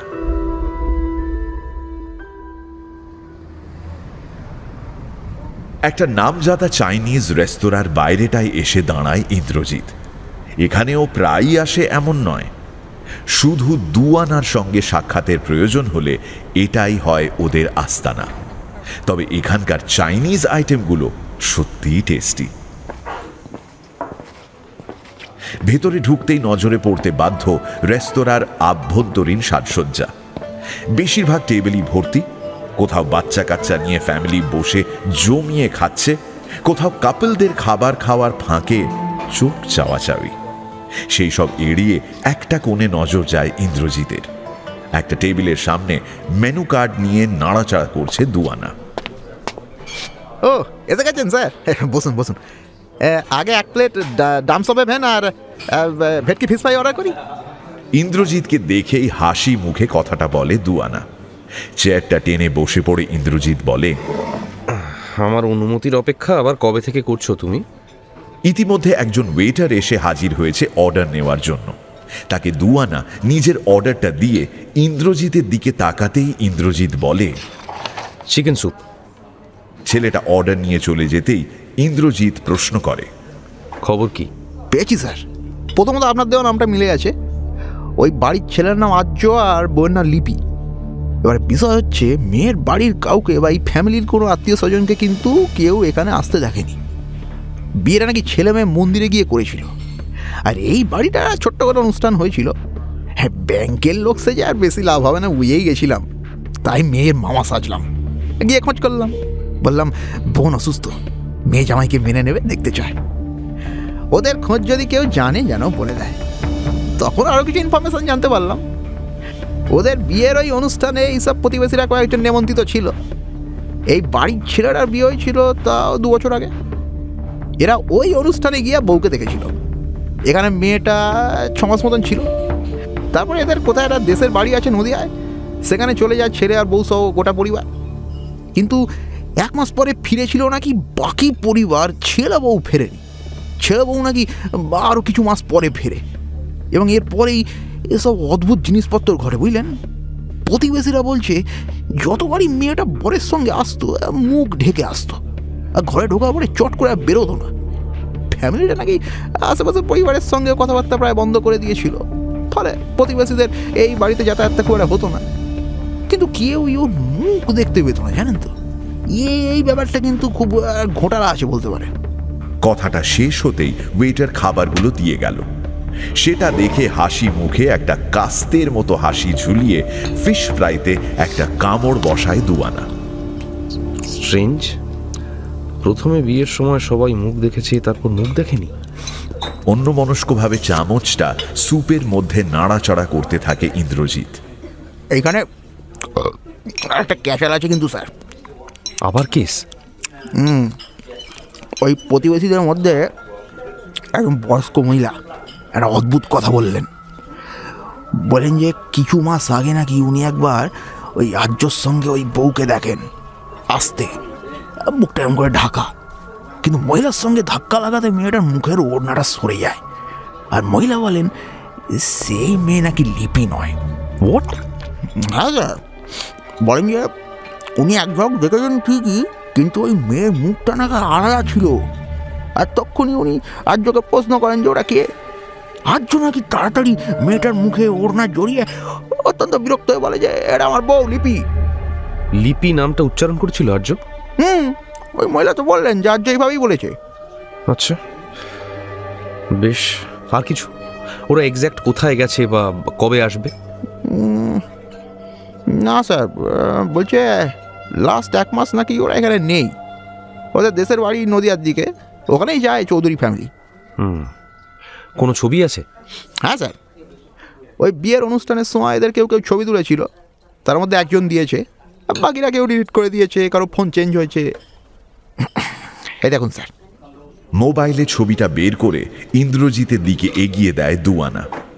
ফোনটা হাতে নিয়েই চমকে যায় ইন্দ্রজিৎ। পাঞ্জাবি পরা একটা অল্প বয়সী ছেলের ছবি। তার পাশেই হলুদ রঙের কাঞ্জিভারম শাড়ি পরে দাঁড়িয়ে আছে একটি অল্প বয়সী মেয়ে। মুখে মিনিমাল মেকআপ, একেবারে ঘরোয়া একটা অনুষ্ঠানের পরিবেশ। কিন্তু এ মেয়ে তো... এটা কার ছবি? এই তো আর্য আর লিপি। কি বলছো? এই মেয়েটা লিপি? তাহলে যে মেয়েটা আমাদের সঙ্গে, ও তো লিপি। ওর নাম, ওই তো আর্যদের ঠিকানাটা। সব ঘেঁটে যায় ইন্দ্রজিতের। ও স্যার, কি হয়েছে? চিকেনের পিসটা তুলতে গিয়েও তুলতে পারে না দুয়ানা। ব্যাপারটা সিরিয়াস। এই রকম জাঁদরেল অফিসার যখন এমন খেই হারাচ্ছে, তার মানে কেস জন্ডিস। তুমি আমাকে ছবিটা হোয়াটসঅ্যাপ করে দিয়েছি, আপনি এখানে ঢোকার আগেই করে দিই, চেক করে নিন। আচ্ছা, আমি বিল মিটিয়ে দিচ্ছি। তোমার খাওয়া হলে বেরিয়ে পড়বে, আর কাল সকালে রেডি থাকবে। আমার সঙ্গে বয়স্ক মহিলার কাছে যাবে। কথাটা বলে ইন্দ্রজিৎ উঠে পড়ে। স্যার, এই স্যুপটা? ওটাও খেয়ে নাও, আমি খাইনি। সকালে ইন্দ্রজিতের রুমে হাজির সুমিত। গতকাল রাতেই ওর স্যারের ফোন পেয়ে মোটামুটি কেস দুটোর সব আপডেট ওর জানা হয়ে গেছে। এখন শুধু প্ল্যান মাফিক এগোনোর পালা। সুমিতকে দেখেই ইন্দ্রজিৎ বলে ওঠে, তুমি জানো তো কি করতে হবে?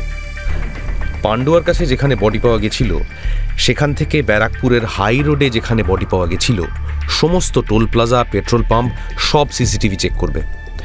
তোমার সঙ্গে আমি প্রশান্ত আর রঞ্জনাকে অ্যাসাইন করিয়েছি, ওদের দুজনকেও নিয়ে যেও। একা এতগুলো জায়গায় তাড়াতাড়ি খোঁজ লাগানো তোমার পক্ষে সম্ভব হবে না। আর শোনো, আজকের মধ্যেই আমার আপডেট চাই। Okay sir. সুমিত বেরিয়ে যায়। ওর বাইরে যেতেই দরজায় টোকা পড়ে একটা। আসবো স্যার? হ্যাঁ, ভেতরে এসো। ভেতরে ঢুকে আসে অল্প বয়সের একটি ছেলে। এর নাম রুবেল। টিমে সুমিত ছাড়াও বেশিরভাগ সময় রুবেল ওকে বেশ কিছু ব্যাপারে হেল্প করে। একটা কাগজ ইন্দ্রজিতের দিকে এগিয়ে দিয়ে রুবেল বলে, স্যার আপনি যে ছবিটা দিয়েছিলেন সেটা ফেসটাকে হাইলাইট করে আর জুম করে একটা ছবি আমরা রেডি করেছি, দেখুন তো এটা চলবে কি না। ইন্দ্রজিৎ ছবিটা হাতে নেয়, দেখে ভালো করে চোখ বুলিয়ে বলে, পারফেক্ট। স্যার ছবিটা কি সার্কুলেট করতে হবে? না, এক্ষুনি না, আগে আমি ব্যাপারটা একটু বুঝি, তারপর সময় হলে তোমাকে বলবো। শোনো, আপাতত আরেকটা কাজ করতে হবে। একটা ছবি আমি তোমাকে পাঠিয়েছি, ওর নাম লিপি। এই 2 লিপির সোশ্যাল মিডিয়া হ্যান্ডেল খোঁজো আর সমস্ত ডিটেলস আমাকে জানাবে। Okay sir. কথাটা বলে রুবেল বেরিয়ে যায়।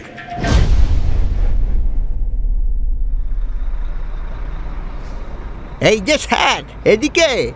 দুয়ানা একটা হাঁক দিতেই ইন্দ্রজিৎ পিছন ফিরে দেখে একটা দেওয়ালে ড্রেন পাইপ ঘেঁষে দাঁড়িয়ে আছে একজন বয়স্ক লোক। পরনে একটা সবজেটে রঙের খাদির পাঞ্জাবি আর সাদা পায়জামা। মাথায় ঘেঁটে থাকা পাখির বাসার মতো কাঁচা পাকা চুল, পাকাই বেশি, তেমনি সাদা কালো গোঁফ, কাঁধে একটা ঝোলা, চোখে মোটা ফ্রেমের চশমা। খাসা হয়েছে সাজটা। হঠাৎ করে তাকিয়ে ইন্দ্রজিৎকেই ভাবতে হয়েছে, এই লোকটা কে? স্যার বলে আর একবারও কিন্তু এখানে ডাকবে না। আচ্ছা ঠিক আছে স্যার। এই আপনার ছদ্মবেশ কিছু? আমি ফর্মাল ড্রেসে আছি, চাকরি বাকরি করি। আমি লিপির দাদা আর তোমার বোনের ছেলে। ঠিক আছে। চোখে সানগ্লাস পরে নিয়ে মাথায় একটা টুপি পরে নেয় ইন্দ্রজিৎ। তারপর বিল্ডিংটা একবার আপাদমস্তক দেখে নেয়। আশেপাশে সর্বত্র চোখ ঘুরিয়ে একবার পর্যবেক্ষণ করে নিয়ে একটা ব্যালকনির দিকে তাকিয়ে ইন্দ্রজিৎ বলে, ওই ফ্ল্যাটটা নিশ্চয়ই। দুয়ানা ইন্দ্রজিতের দৃষ্টি লক্ষ্য করে সেদিকেই তাকায়। একটা ব্যালকনি, মোটামুটি সাজানো গোছানো, কিন্তু দূর থেকেও দেখে বোঝা যাচ্ছে বেশ কিছুদিন তাতে কারুর যাতায়াত হয় না। মনে মনে হিসেব করে নেয় দুয়ানা। 3 তলায় ছিল ওই চৌধুরীদের ফ্ল্যাট। লিফটে উঠে বাঁদিকে 2 নম্বর দরজাটা। হ্যাঁ, এই ব্যালকনিটাই হওয়ার কথা। হ্যাঁ স্যার। আর যে বয়স্ক মহিলা ওই মেয়েটাকে দেখেছে তিনি ওই ফ্লোরে? হ্যাঁ। চলো ওই মহিলার কাছেই আগে যাই, সিকিউরিটির চাপ নেই তো? আরে না না, সিকিউরিটি বেশ চিনেছে আমাকে, বুঝলেন? খুব দয়া হয়েছে ওরও মেয়ে আছে, আমিও বাড়ির মেয়ের খোঁজে এসেছি। বেশ ইমোশনালি বাটাকে কবজা করেছি, বুঝলেন? চাপ নেই, চলুন না।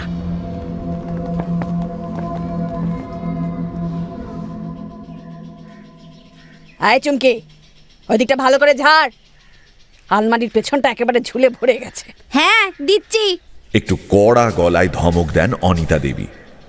বয়স 62 হয়েছে ঠিকই, কিন্তু হাই প্রেশার ছাড়া আর কোনো রোগ নেই শরীরে।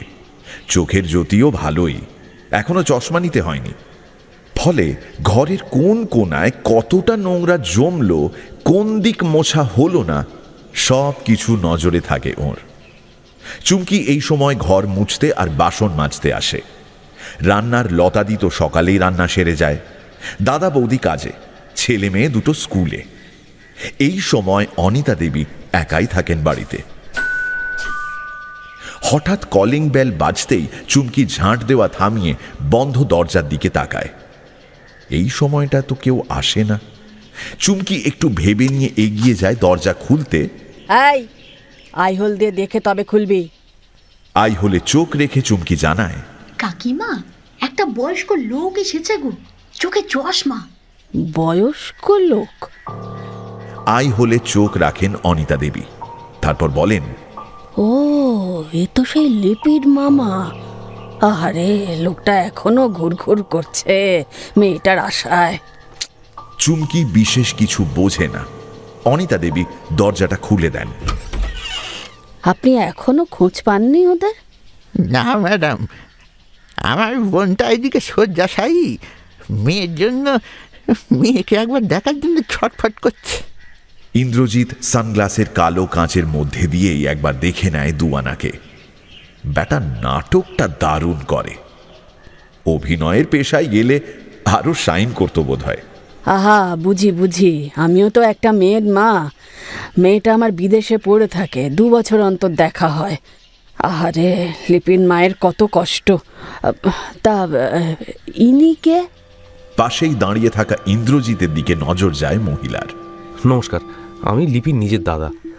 মামা বলল লিপি বা ওর শ্বশুরবাড়ি কাউকে পাওয়া যায়নি। এত বছর বোনের সঙ্গে আমাদের কারো সম্পর্ক বা মানে যোগাযোগ কিছুই ছিল না।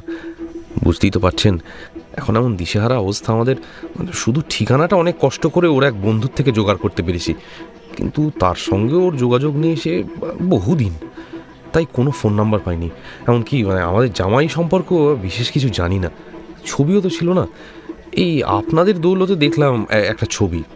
আর্য চাকরির ব্যাপারে কিছুই জানি না যে সেখানে গিয়ে খোঁজ করব। আপনার কাছে ওদের বাড়ির ফোন নাম্বার নেই? আছে তো। আর্যর বাবা মানে ওই আপনার বোনের শ্বশুরের ফোন নাম্বার ফ্ল্যাটের সেক্রেটারির কাছে ছিল, আমাদের কাছেও আছে। তবে অদ্ভুত ব্যাপার, ফোন নাম্বারটা সুইচ অফ। আপনার মামা খোঁজ করে যাওয়ার পর আমি গতকাল ফোন করি, ফোনটা বন্ধ। খুব উপকার হয় যদি নাম্বারটা আমাদের দেন, তাহলে আমরা একটু চেষ্টা করে দেখতে পারি। নিশ্চয়ই। আপনাদের মেয়ের কোনো খোঁজ পাচ্ছেন না, নাম্বার না দিলে চলে? মহিলা বেশ বীরাঙ্গনা ভঙ্গিতে কথাটা বললেন। বোঝা যায় চৌধুরী পরিবারকে ওরও খুব একটা পছন্দ নয়। আসুন আসুন, ভেতরে আসুন। কথাটা বলে অনিতা দেবী ডাইনিং টেবিলের উপর রাখা মোবাইলটা নিয়ে আসেন। তারপর কয়েক সেকেন্ডে কন্ট্যাক্ট লিস্ট ঘেঁটে নাম্বারটা বের করে ইন্দ্রজিৎকে দেন। ইন্দ্রজিৎ নাম্বারটায় ডায়াল করে এবং সেটা সত্যি সত্যি সুইচড অফ। বন্ধ, তাই তো? কে জানে বাবা মেয়েটার কি হলো, আর পরিবারটাই বা গেল কোথায়? এতক্ষণ পরে চুমকি কথা বলে। এরা কে গো কাকিমা, কাদের কথা হচ্ছে? ঝাঁটাটা ফেলে বেশ আগ্রহ নিয়ে এগিয়ে আসে চুমকি। মাথা থেকে পা অবধি একবার জরিপ করে নেয় আগন্তুক দুজনকে। আরে ওই চৌধুরীদের কথা। ও, ওই কিপটে পাগল বাড়ি। কিপটে পাগল মানে? হ্যাঁ, তা না তো কি, ও বাড়িতে কেউ মেয়ে দেয়? তুই চুপ করবি? মেয়ে দেয় মানে কি? ওরা জানতেন না মেয়ের এই বাড়িতে বিয়ে হয়েছিল, বিয়েটা তো পালিয়ে হয়েছিল। যাক সে কথা, ওদের মনের অবস্থা এখন ভালো নেই, এসব কথা তুলে কি লাভ? আপনি একটু বলুন না প্লিজ, যা জানেন বলুন, আমরা তো জানতে চাই। আমার বোনের মনে হচ্ছে খুব বিপদ। আমি সেরকম কিছুই জানি না। এই ফেলাটা সব মিলিয়ে আমরা 4টে ঠিকেজি আর 2টো রাঁধুনি, তা প্রায় সব বাড়ির লোক রেখেছে। ওরে এত বড় লোক, তাও লোক রাখেনি। সেই জন্যই কিপটে বললাম, সারাক্ষণ দরজা বন্ধ, ব্যালকনিতেও কেউ বসতো না, ছাদেও যেত না। বিটকেল ফ্যামিলি একটা। ছেলের বিয়ে দেওয়ার পর দেখি ছেলেটাও কাজ ছেড়ে দিল, তারপর তো এখানে থাকতোই না ছেলে বউ। আবার যখন আসতো তখন মুখ ঢেকে আসতো। আপনাদের মেয়েকে কি জানি কি করতো যে মুখ ঢেকে আনতে হতো। আচ্ছা অনিতা দেবী, একটা কথা বলবেন? আপনি মামাকে বলেছিলেন যে একবার নাকি আমার বোনের বদলে অন্য কাউকে দেখেছিলেন মনে হয়েছিল। একটু দেখবেন এর মুখের সঙ্গে মিল আছে কিনা। কথাটা বলেই ইন্দ্রজিৎ একটা ছবি দেখায়। ছবিটা ইন্দ্রজিৎদের সঙ্গে দেখা হওয়া লিপির। অনিতা দেবী ভালো করে ছবিটা চোখের সামনে এনে দেখেন, তারপর মাথা নেড়ে বলেন, ও এ তো না, সেই মেয়েটা লিপি ছিল না আমি নিশ্চিত, কিন্তু এই মেয়েটিও না। কে? এই আমার বোনের বন্ধু। আচ্ছা আপনি ওদের নদিয়ার বাড়ির ঠিকানা বলতে পারবেন? না না, ওরা একদমই মিশতো না, খুব কম কথা হতো আগে, পরে সেটাও হতো না। অনিতা দেবীকে নমস্কার করে ওরা বেরিয়ে এলো।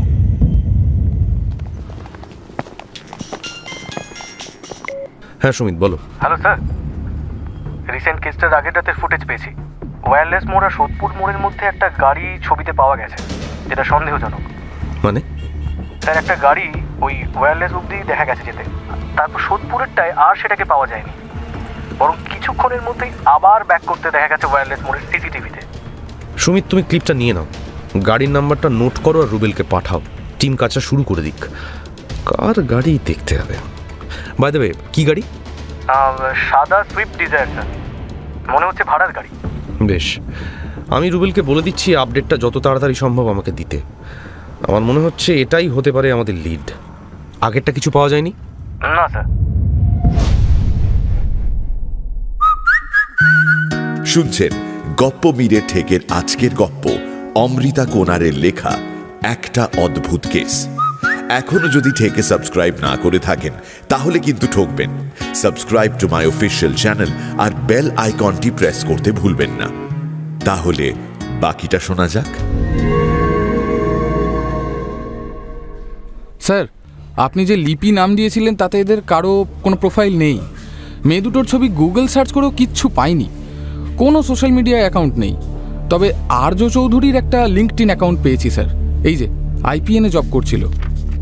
রুবেলের হাত থেকে প্রিন্ট আউটটা নিয়ে ভালো করে একবার চোখ বুলিয়ে নেয় ইন্দ্রজিৎ।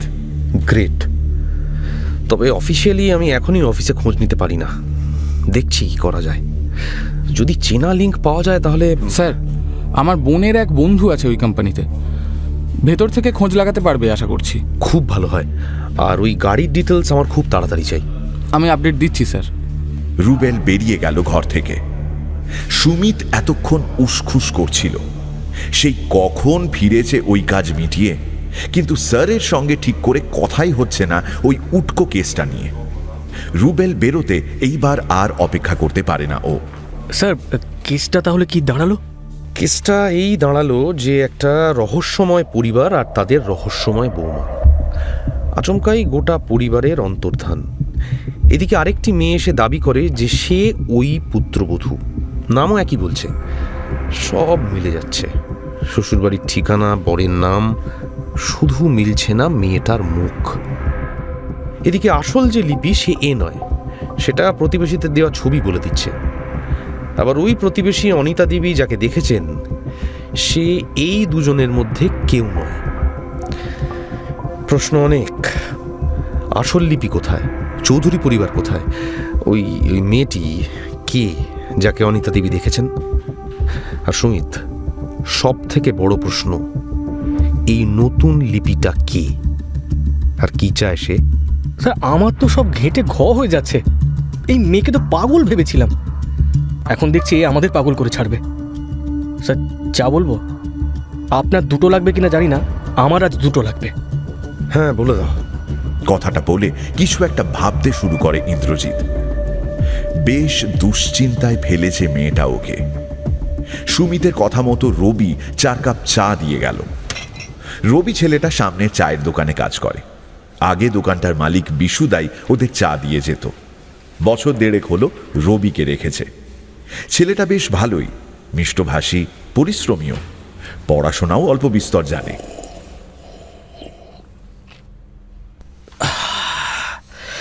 উফ, মাথাটা যেন একটু হালকা হলো। চায়ে চুমুক দিয়ে সুমিত একটু যেন স্বস্তি পেল।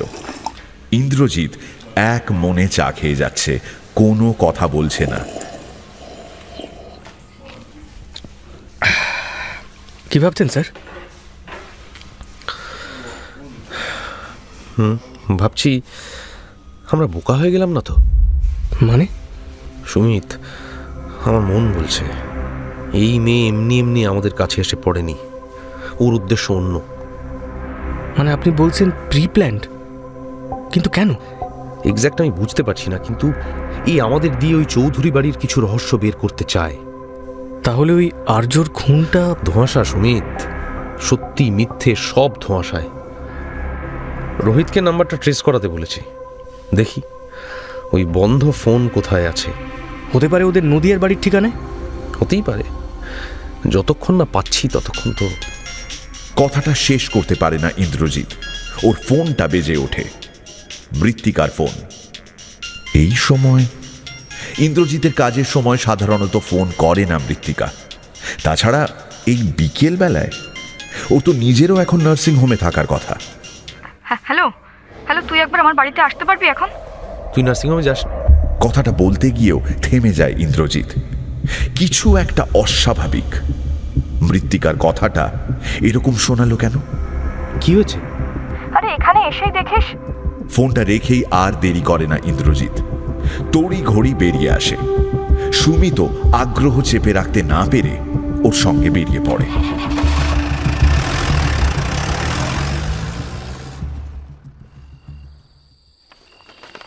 কাগজের টুকরোটা আর ঢিলটা ভালো করে নেড়ে চেড়ে দেখল ইন্দ্রজিৎ। এইটাই ছোঁড়া হয়েছে মৃত্তিকার ব্যালকনিতে। তুই খেয়াল করিসনি কিছু?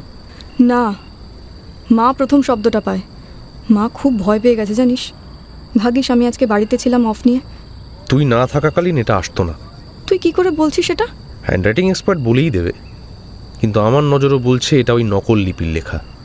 আর গুগল বলছে এতে যে ঠিকানা লেখা আছে তা নদিয়াতেই।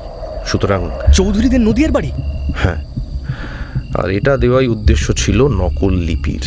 এই 1 মিনিট, নকল লিপি বলছিস কেন বারবার? কারণ আসল লিপি নয় তাই। ইন্দ্রজিৎ বিস্তারে সবটা জানায় যা ও জেনেছে লিপির আর ওই চৌধুরীদের ব্যাপারে। সবটা শুনে রীতিমতো চমকে যায় মৃত্তিকা, ভয়ও পায় বেশ। মাই গড, তাহলে এই মেয়েটা কে? কি উদ্দেশ্য ওর? আর ও আমাকে ফলো করে আমার বাড়িও জেনে গেছে। কি ডেঞ্জারাস। না না, তুই ভয় পাস না। আমার মনে হচ্ছে এতে ভয়ের কিছু নেই। কথাটা বলতে বলতেই সুমিত বলে, স্যার রোহিতের ফোন। ফোনটা কানে নিতেই ইন্দ্রজিতের মুখে হাসি ফুটে ওঠে।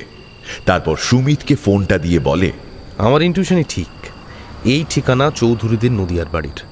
বরেন চৌধুরীর মানে আর্যর বাবার ফোনের লাস্ট লোকেশন ওটাই।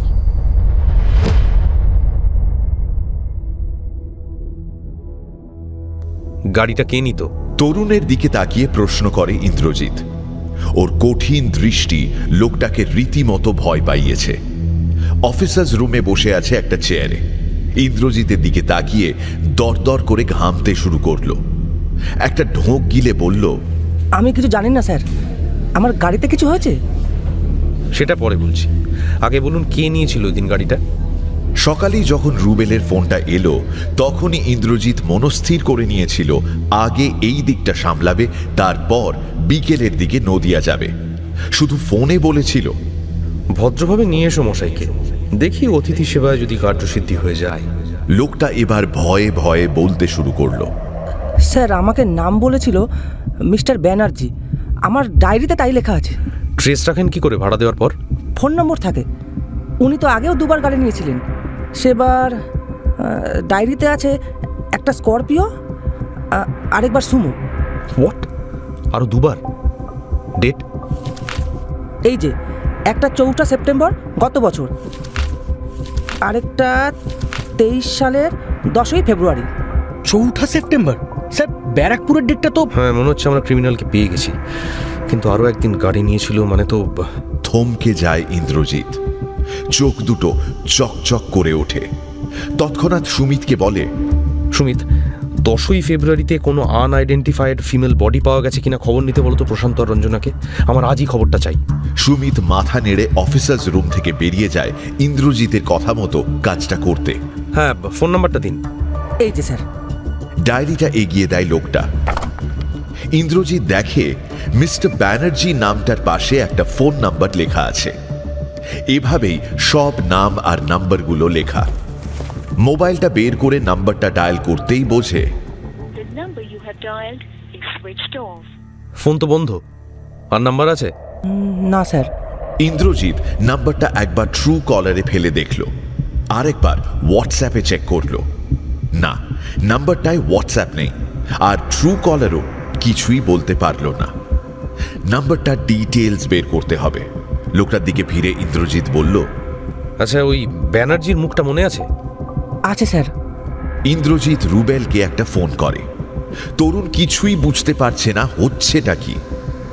একটু এদিক ওদিক তাকিয়ে পাশের টেবিলটায় চোখ পড়ে ওর, আর তখনই কিছু একটা নজরে আসে। চেয়ার ছেড়ে উঠে দাঁড়ায় সে, চোখ কচলে টেবিলের উপর ঝুঁকে কিছু একটা দেখার চেষ্টা করে, আর সেটা দেখেই চেঁচিয়ে ওঠে লোকটা।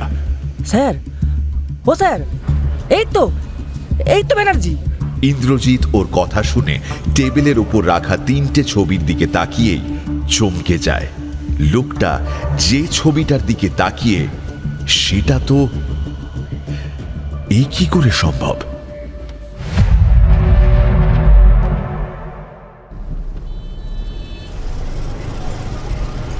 আমার মাথা ঘুরছে স্যার। আমার নিজেরই মাথা ঘুরছে, তোমার আর কি সান্ত্বনা দেব। এই ঘোষবাবু, ভালো করে গুগল ম্যাপটা ফলো করুন, বাকি টিম পিছনেই আছে, আপনাকে ডিরেকশনটা ঠিক রাখতে হবে।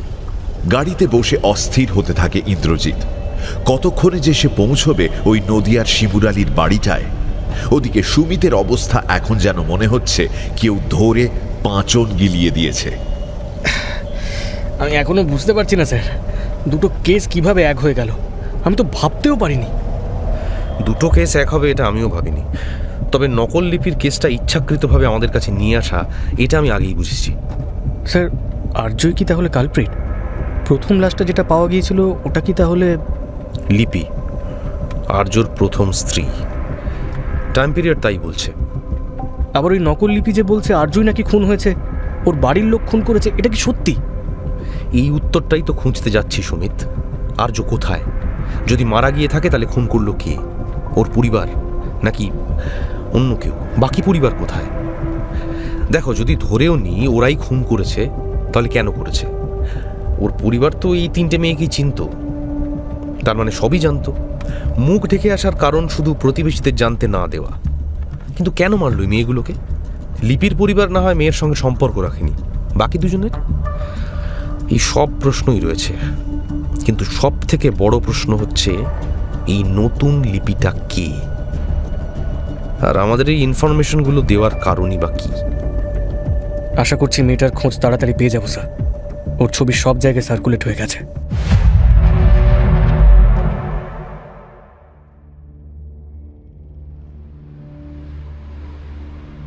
গেটের সামনে বেশ কিছুক্ষণ ধরে ঘুরঘুর করছে মেয়েটা। মুখটা কালো ওড়নায় ঢাকা, চোখে সানগ্লাস। গেটে পাহারা দিতে দিতেই লক্ষ্য করছিল সুকুমার। লালবাজারের এই বিল্ডিংয়ে প্রবেশ তো অত সহজ নয়। সুকুমারের পাহারা বড় কড়া। সে প্রশ্ন করে, কি ব্যাপার, কাউকে খুঁজছেন? মেয়েটার ঠোঁটের কোণে একটা সরু হাসির রেখা ফুটে উঠল। ভেতরে যাব। ভেতরে? কোথায়? একজনের সঙ্গে দেখা করব। এখানে কাট করতে হবে, অনুমতি পেলে তারপর যেতে পারবেন। আমার ওসব লাগবে না। মানে ইয়ার কি হচ্ছে নাকি? কোথায় এসছেন জানেন? এটা মস্করা করা জায়গা নয়। ও কি মস্করা করতে যাব কেন? বললাম তো ওসব লাগবে না। আমি এসেছি শুনলে আপনাদের স্যার এমনিই আমাকে নিয়ে যাবেন। আচ্ছা, পাগলের পাল্লায় পড়লাম তো। কার কথা বলছেন? আরে আপনাদের ইন্দ্রজিৎ স্যার, অফিসার ইন্দ্রজিৎ রায়। হ্যাঁ, তা উনি আপনাকে চেনেন? খুব ভালো করে। ইনফ্যাক্ট উনি আমাকেই খুঁজছেন রাত দিন এক করে। ভাবলাম আর খাটিয়ে লাভ নেই, নিজেই যাই এবার। নিন, ফোন করুন আপনাদের স্যারকে। উনি এখন নেই। জানি তো, আমার দেওয়া ঠিকানাতেই গেছেন। সুকুমারের চোখ কপালে উঠেছে। মেয়েটা বলে কি?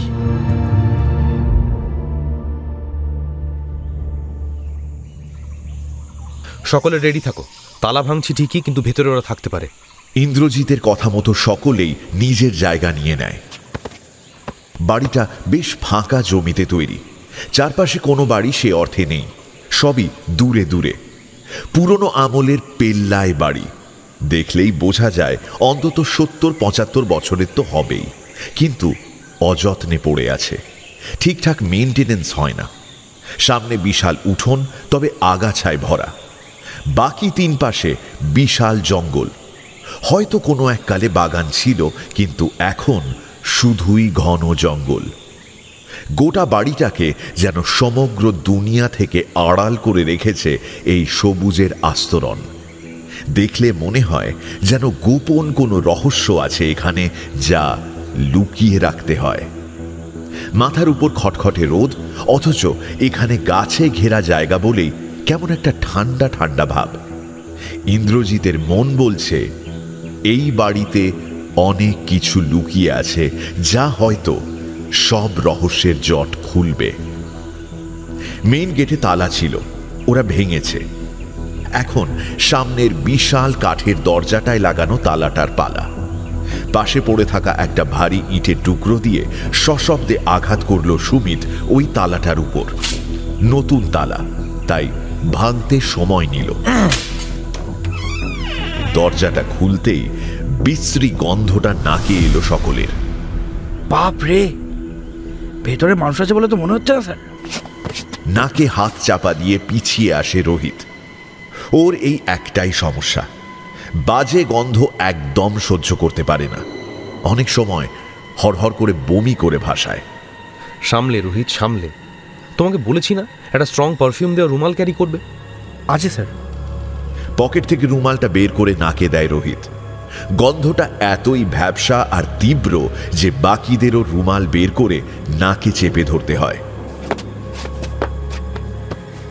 বাড়ির ভেতরটা অন্ধকার, মনেই হচ্ছে না যে বাইরে দিনের আলো রয়েছে।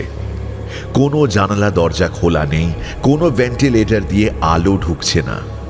খুব সম্ভবত পাখির বাসায় ঢেকে গেছে। ঘরটার পরিবেশটা সব মিলিয়ে যেমন অস্বাস্থ্যকর তেমনি ভয়ঙ্কর। রোহিত, তুমি এখানে ওয়েট করো মেঘার সঙ্গে, আর বাইরেটা নজর রাখো। ভিতরে তুমি যেতে পারবে না এখন, আমরা বাকিরা যাব। Okay sir. মেঘা আর রোহিত একসঙ্গে উত্তর দেয়। মোবাইলের টর্চ জ্বালিয়ে সুইচ বোর্ডটা খুঁজে বের করে ইন্দ্রজিৎ। তারপর একে একে লাইটগুলো অন করে দেয়। হলঘরটা বিশাল, মেঝের উপর ধুলোর আস্তরণ, আসবাবপত্রতেও হালকা ধুলো, দেওয়াল ছাদে ঝুল ভর্তি। এখানে কেউ থাকতো? ভাবাই যাচ্ছে না, থাকতো কি করে? থাকতো সুমিত। ঝুল পরিষ্কার বহুকাল করা হয় না ঠিকই, কিন্তু এই আসবাবও ব্যবহার হতো, আর এই মেঝেও মোছা হতো। 7-8 দিন আগে হয়তো লাস্ট মোছা হয়েছে। এই রঞ্জনা আর প্রশান্ত, তোমরা নিচটা দেখো, আমি আর সুমিত ওপরতলাটায় যাচ্ছি। কথাটা বলে ইন্দ্রজিৎ সিঁড়ি দিয়ে উপরের তলায় যেতে থাকে। উপরে একটা লম্বা ঝুল বারান্দা আছে, সেটার উপর ঝুঁকে পড়ে একেবারে ঢেকে দিয়েছে একটা কদম ফুলের গাছ। তবু একটু আলো আসছে। ঘরের দরজাগুলো বন্ধ, জানলাগুলো খোলা নেই। বাইরে থেকে কিচ্ছু দেখা যাচ্ছে না। এই উপরতলার স্ট্রাকচারটা একদম স্কুল বাড়ির মতো, পরপর 4টে ঘর লাইন দিয়ে। সুমিত, একটা একটা করে শিকল খুলে দেখি। তুমি পাশেরটায় যাও, আমি এটা দেখছি। ইন্দ্রজিৎ সবে প্রথম ঘরটায় ঢুকে আলোটা জ্বালিয়েছে, তখনই নিচ থেকে রঞ্জনার চিৎকার। Sir, body! ছুটতে ছুটতে নিচে নেমে আসে ইন্দ্রজিৎ। চিৎকারটা সুমিতের কানেও গেছে, কিন্তু ওর সেদিকে মন নেই, কারণ ওর সামনেই আর একটা বীভৎস দৃশ্য। পুরো পচা গলা দেখো, দেখে তো মনে হচ্ছে কোনো ছেলে। আর্যই মনে হচ্ছে। মেঝের উপর পড়ে থাকা বডিটাকে ভালো করে লক্ষ্য করতে থাকে ইন্দ্রজিৎ। স্যার! ওপর থেকে সুমিতের কাঁপা গলার স্বর। সেই শব্দ শুনতেই 3 জনই উপরে ছুটে আসে আবার। ঘরটা থেকে বেরিয়ে এসেছে সুমিত। ঘরের ভিতরে আলো জ্বলছে।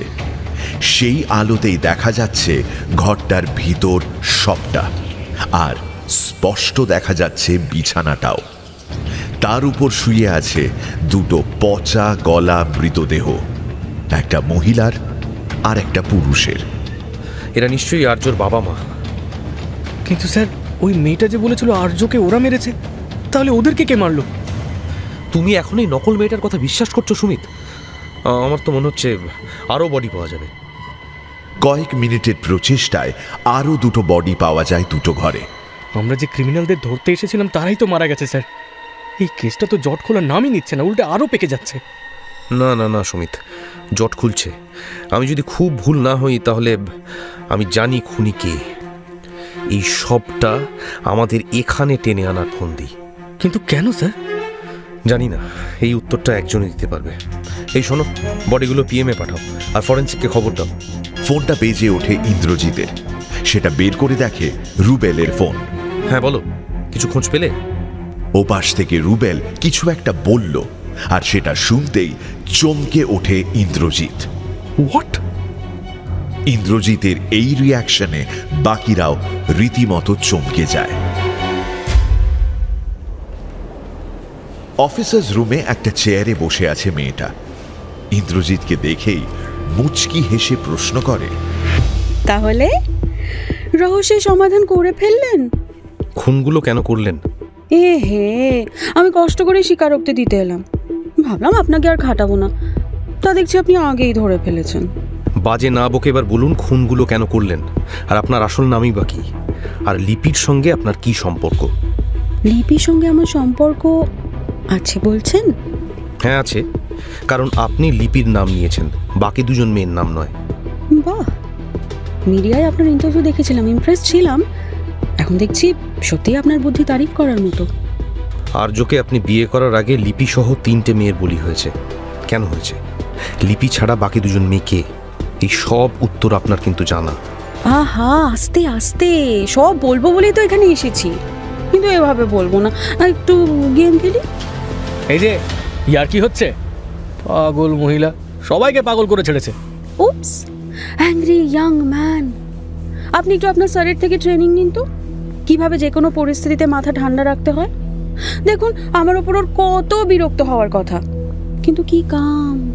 মেয়ে দুটোর ছবি আমরা ওই বাড়ি থেকে পেয়েছি, খুব শিগগিরই ওদের নাম ধাম বের করে নেব, আপনি না বললেও। ধুর, শিগগির আর হবে না, ও ঢের দেরি হবে।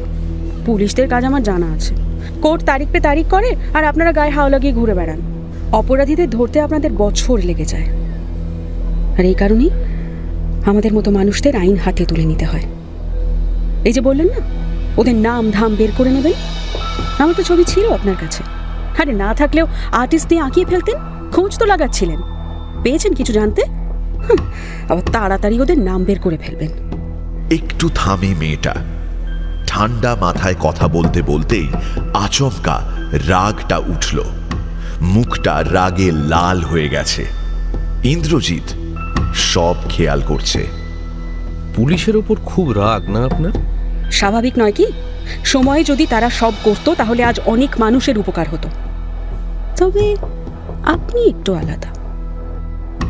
কথাটা বলেই মেয়েটা একটু চুপ করে গেল। মুহূর্তে ওর রাগ যেন উধাও হয়ে আবার সেই হাসি ফিরে এলো। বাঁকা হাসি হেসে বলল, যাই হোক, আমার সাফ কথা, আমি কিছু ক্লু দেব, সেই মতো সব তথ্য আপনি বের করে নেবেন। আরে আমি সব বলে আপনারা কি করবেন? বাই দ্য ওয়ে, আপনার বান্ধবীকে ডাকুন তো, ওর কথা শুনলে না আমি শান্তি পাই। ডাকবো, তবে তার আগে বলুন তো ওর বাড়িতে ঢিল ছুড়লেন কেন? আপনাদের বাড়িতে ছুঁড়লে তখনই ধরা পড়ার রিস্ক থাকতো, ওটা তো সেফ জোন ছিল। কি আর করব বলুন, আপনারা কিছুই খুঁজে পাচ্ছিলেন না। একটু হেল্প তো করতেই হতো, বেশি দেরিও করা যাচ্ছিল না। ওদিকে বডি ডিকম্পোজ হতে শুরু করেছিল। গন্ধটা কেমন লাগলো? ছি, এ কি মানুষ না অন্য কিছু? মানুষই, পার্থক্য একটাই, আমি প্রকৃত মানুষ আর আপনারা নাটক করেন। ও মানুষ এক একটা, ওই পাপি সাইকো পাবলিকগুলো মানুষ বলতো নিজেদের। শালা। Oh sorry, sorry for the slang, but not sorry for the murders. অগ্নি দৃষ্টিতে মেয়েটা তাকালো ইন্দ্রজিতের দিকে। ওদের উপর আপনারা তো রাগ কেন? লিপির ওই পরিণতির জন্য? এমনি একটা মেয়ের জন্য নাকি? এমনি? আপনি বলুন তো, একটা মানুষ হিসেবে আপনার রাগ হচ্ছে না ওদের ওপর? আর সেখানে লিপি আমার। আপনার কি? ধরিবাজ লোক কিন্তু আপনি, এত সহজে তো বলবো না। স্যার, আপনাকে ধরিবাজ বললো? সুমিতের চোখ কপালে ওঠে। কথাটা বলতে গিয়েও ভিড়মি খাচ্ছিল সে। আপনার আর লিপির কানেকশন আমি খুঁজে বের করবই। লিপির কথা, আপনার নাম, ওই মেয়েগুলোর ব্যাপারে এসব কিছু আপনি না বললেও আমরা সব বের করে নেব। আপনি চৌধুরীদের কিভাবে মেরেছেন সেটাও রিপোর্ট থেকে পেয়েই যাব। আপনি তো চেয়েছিলেন যাতে আমরা আর্যদের খুঁজে পাই আর ওদের সব কুকর্ম জানতে পারি। হ্যাঁ, এই কথাটা আপনি একদম ঠিক বলেছেন, এটাই আমার উদ্দেশ্য ছিল। তাহলে সেটাই বলুন, ওদের কথা বলুন। বলবো তো, ওই যে বললাম গেম। ওই ম্যাডামকে ডাকুন তো, আপনার সঙ্গে আমি এখন কথা বলবো না। কোনো মহিলা পুলিশকে ডাকছি, অফিসার রঞ্জনা আপনার সঙ্গে কথা বলুক। দূর, সেও তো পুলিশ, ওসব চলবে না। আপনারা না শুধু নিজেদের বুদ্ধি জাহির করেন আর হুম্বি তম্বি করেন। আমি মৃত্তিকা ম্যাডামের সঙ্গেই কথা বলবো। উনি কথা শুনতে জানেন, নিজেকে জাহির করেন না। ওর কথা শুনে ইন্দ্রজিৎ বেরিয়ে গেল ঘরটা থেকে। তখন কেমন ভয় কুঁকড়েছিল, আর এখন কথা দেখো। সুমিত বিড়বিড় করে ইন্দ্রজিতের পিছু পিছু বেরিয়ে আসে। স্যার কি বুঝছেন, এই যদি কিছু নাই বলবে তাহলে এলো কেন? ও ঠিক নর্মাল নয়, ওর কথা শুনলে বোঝা যায় অনেকগুলো ব্যাপার আছে। নিজেকে সুপিরিয়র ভাবে, পুলিশের সঙ্গে কোনো সমস্যাও হয়তো আছে, আর সেটা পুরনো। এই অতীতের ঘটনাটা জানলেই আমার মনে হচ্ছে অনেক কিছু সলভ হয়ে যাবে। কিন্তু জানবো কিভাবে? এ তো নাটক করেই যাচ্ছে, কিছুতেই কিছু তথ্য দিচ্ছে না। না, ও তথ্য দেবে না, আমাদের বের করতে হবে। কথাটা বলেই ইন্দ্রজিৎ একটা ফোন করে মৃত্তিকাকে লালবাজারে আসতে বলে, তারপর ডিসিডিডির রুমের দিকে চলে যায়।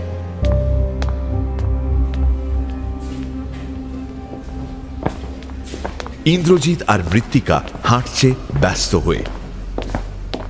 কই সে? অফিসার্স রুমে। তুই যেতে পারিস, অফিসিয়ালি স্পেশাল পারমিশন নিয়ে নিয়েছি স্যারের থেকে। এই আমাকে খুঁজছে কেন বলতো? তোদের সঙ্গেই তো কথা বলতে পারে। জানি না, তুই কথা বলবি, বাইরে থেকে ওর গতিবিধি নজর রাখবো আমরা। আর শোন, ওকে একটু খেলাতে হবে। তোকেই বলবে বলেছে। তোকে আমি যে কথাগুলো বলছি ওভাবেই শুরু করবি, তবে তোর স্টাইলে। এটা কিন্তু পুলিশই জেরা হবে না, এটা ওর সাইকোলজি যখনই নিয়ে নেবে ও সহজ হয়ে যাবে। বাকি কথা আপসেই বলতে শুরু করে দেবে। বেশ। মৃত্তিকা ইন্দ্রজিতের কথাগুলো মন দিয়ে শুনে অফিসার্স রুমে চলে যায়। মৃত্তিকাকে দেখেই প্রশ্ন করে মেয়েটা, ভালো আছেন আপনি? হ্যাঁ, কিন্তু আমাকে ফলো করে ঠিকানা খুঁজে ঢিল ছুড়লেন কেন আপনি? ওই উত্তরটা তো আপনার বন্ধুকে দিয়েছি। আপনি সহজ টার্গেট। পুলিশের বাড়িতে ঢিল ছুড়লে ওরা আমাকে ধরে ফেলার সম্ভাবনা ছিল, আর আমি ধরা পড়তে নয়, ধরা দিতে ভালোবাসি। আমার বুদ্ধির পরিচয় তো ওরা পেয়েছে, এবার না হয় গোটা দুনিয়া জানবে, তাই ধরা দিলাম। সবাই আমার গল্প জানবে, অন্যায়ের প্রতিবাদ করতে শিখবে। খুনের বদলা খুন। যে কাজ পুলিশ করতে পারে না সেটা আমি করে দেখিয়েছি। সিম্পল। বদলা? কিসের বদলা? কার খুন? লিপির। লিপিকে বুঝি আপনি খুব ভালোবাসতেন? আপনার কে ছিল? দুই বোন আপনারা? বোনের থেকেও বেশি, ও আমার সব ছিল। নিজের বোন? সেটা আপনার বন্ধুকে খুঁজে বের করতে হবে। আমি ক্লু দেব, আর উনি সেই ক্লু ধরে কেস সলভ করবেন। সে না হয় ও করবে, কিন্তু আমি একটা কথা ভাবছি জানেন তো লিপি, আপনাদের দুই বোনের নামই লিপি, কিন্তু তাহলে আপনাদের ডিফারেন্সিয়েট কি করে করতো লোকে? আমি লিপি নই। আপনার বন্ধু বলেনি আপনাকে? না, বলেনি। আর যদি বলতো তাতেই বা কি লাভ হতো? আপনাকে লিপি হিসেবেই আমি চিনি, আসল নাম তো জানি না, তাই আপনিই লিপি। আমি লিপি নই। ও, তাহলে কি বলবো? লিপি ছাড়া একটা নাম দিলে তো ডাকবো, আমি লিপি বলেই ডাকবো। মেয়েটা একটু উসখুস করে, দু হাতের আঙুলগুলো পরস্পর আটকে একটু অস্থিরভাবে এদিক ওদিক তাকাচ্ছে। মৃত্তিকার নজর সব খেয়াল করছে। এসবের মানে ওর অজানা নয়, পাখি ফাঁদে পড়ছে একটু একটু করে। আর একটু ঘি ঢালতে হবে এই মোক্ষম সময় আগুনে। দেখুন, আপনি যদি আমাকে না বলেন আমি লিপি বলেই তো ডাকবো। আরে পুলিশ কবে খুঁজে পাবে, তবে একটা নাম দেবে, সেটা আবার সত্যি হবে কিনা জানেনই তো কতটা সময় সাপেক্ষ। তার উপর এক গাদা প্রসিডিওর, সেসব মিটলে তবে জানবো আপনার নাম। ততদিন তাহলে আমি আপনার সঙ্গে কথা বলতে পারবো না। মেয়েটা এদিক ওদিক একবার দেখে নেয়, তারপর কঠিন গলায় বলে, আমি তো ক্লু দেব। বলুন ওই পুলিশকে সেই ক্লু ধরে খুঁজে নিতে। ধুর, আপনার ক্লু সলভ করতে ওদের সময় লাগবে। দেখলেন না, আপনি ক্লুগুলো না দিলে ওরা ঠিক পারছিল না এগোতে। মেয়েটা একবার কি যেন ভাবে, একটু খুশি খুশি ভাব আসে ওর মুখে। চাপা গলায় বলে, সোহিনী। বাহ, এই সোহিনী নামে না আমার একটা বন্ধু ছিল জানেন। এই আমি না তোমাকে তুমি করেই বলি, তুমিও তাই বলতে পারো, অসুবিধা নেই। ওরা না লিপিকে মেরে ফেললো। আমার বন্ধু, বোন সব তো ওই ছিল, আর কেউ নেই আমার। ওরও আর কেউ ছিল না। প্রথম আমি ছাড়াও ও নিজের বলতে কেউ হয়েছিল। মেয়েটা পরিবার পেল, কিন্তু শয়তান, ওরা ওরা শয়তান, ওরা ওরা পিশাচ। বুঝেছি। আচ্ছা সোহিনী, তুমি তোমার আর লিপির ব্যাপারে কিছু বলো। ক্লু তো দিয়েই দিয়েছি। আমার আর লিপির পরিচয় আমি আমার কথার মাঝেই দিয়ে দিয়েছি। তোমার ওই বন্ধুর ঘটে কতটা বুদ্ধি আছে একটু পরখ করি। এই ক্লু ধরে কলকাতা শহরে খোঁজ লাগাতে বলো। যাও, ক্লুটা ওকে দিয়ে দাও। যাও যাও। ক্লু? কি ক্লু?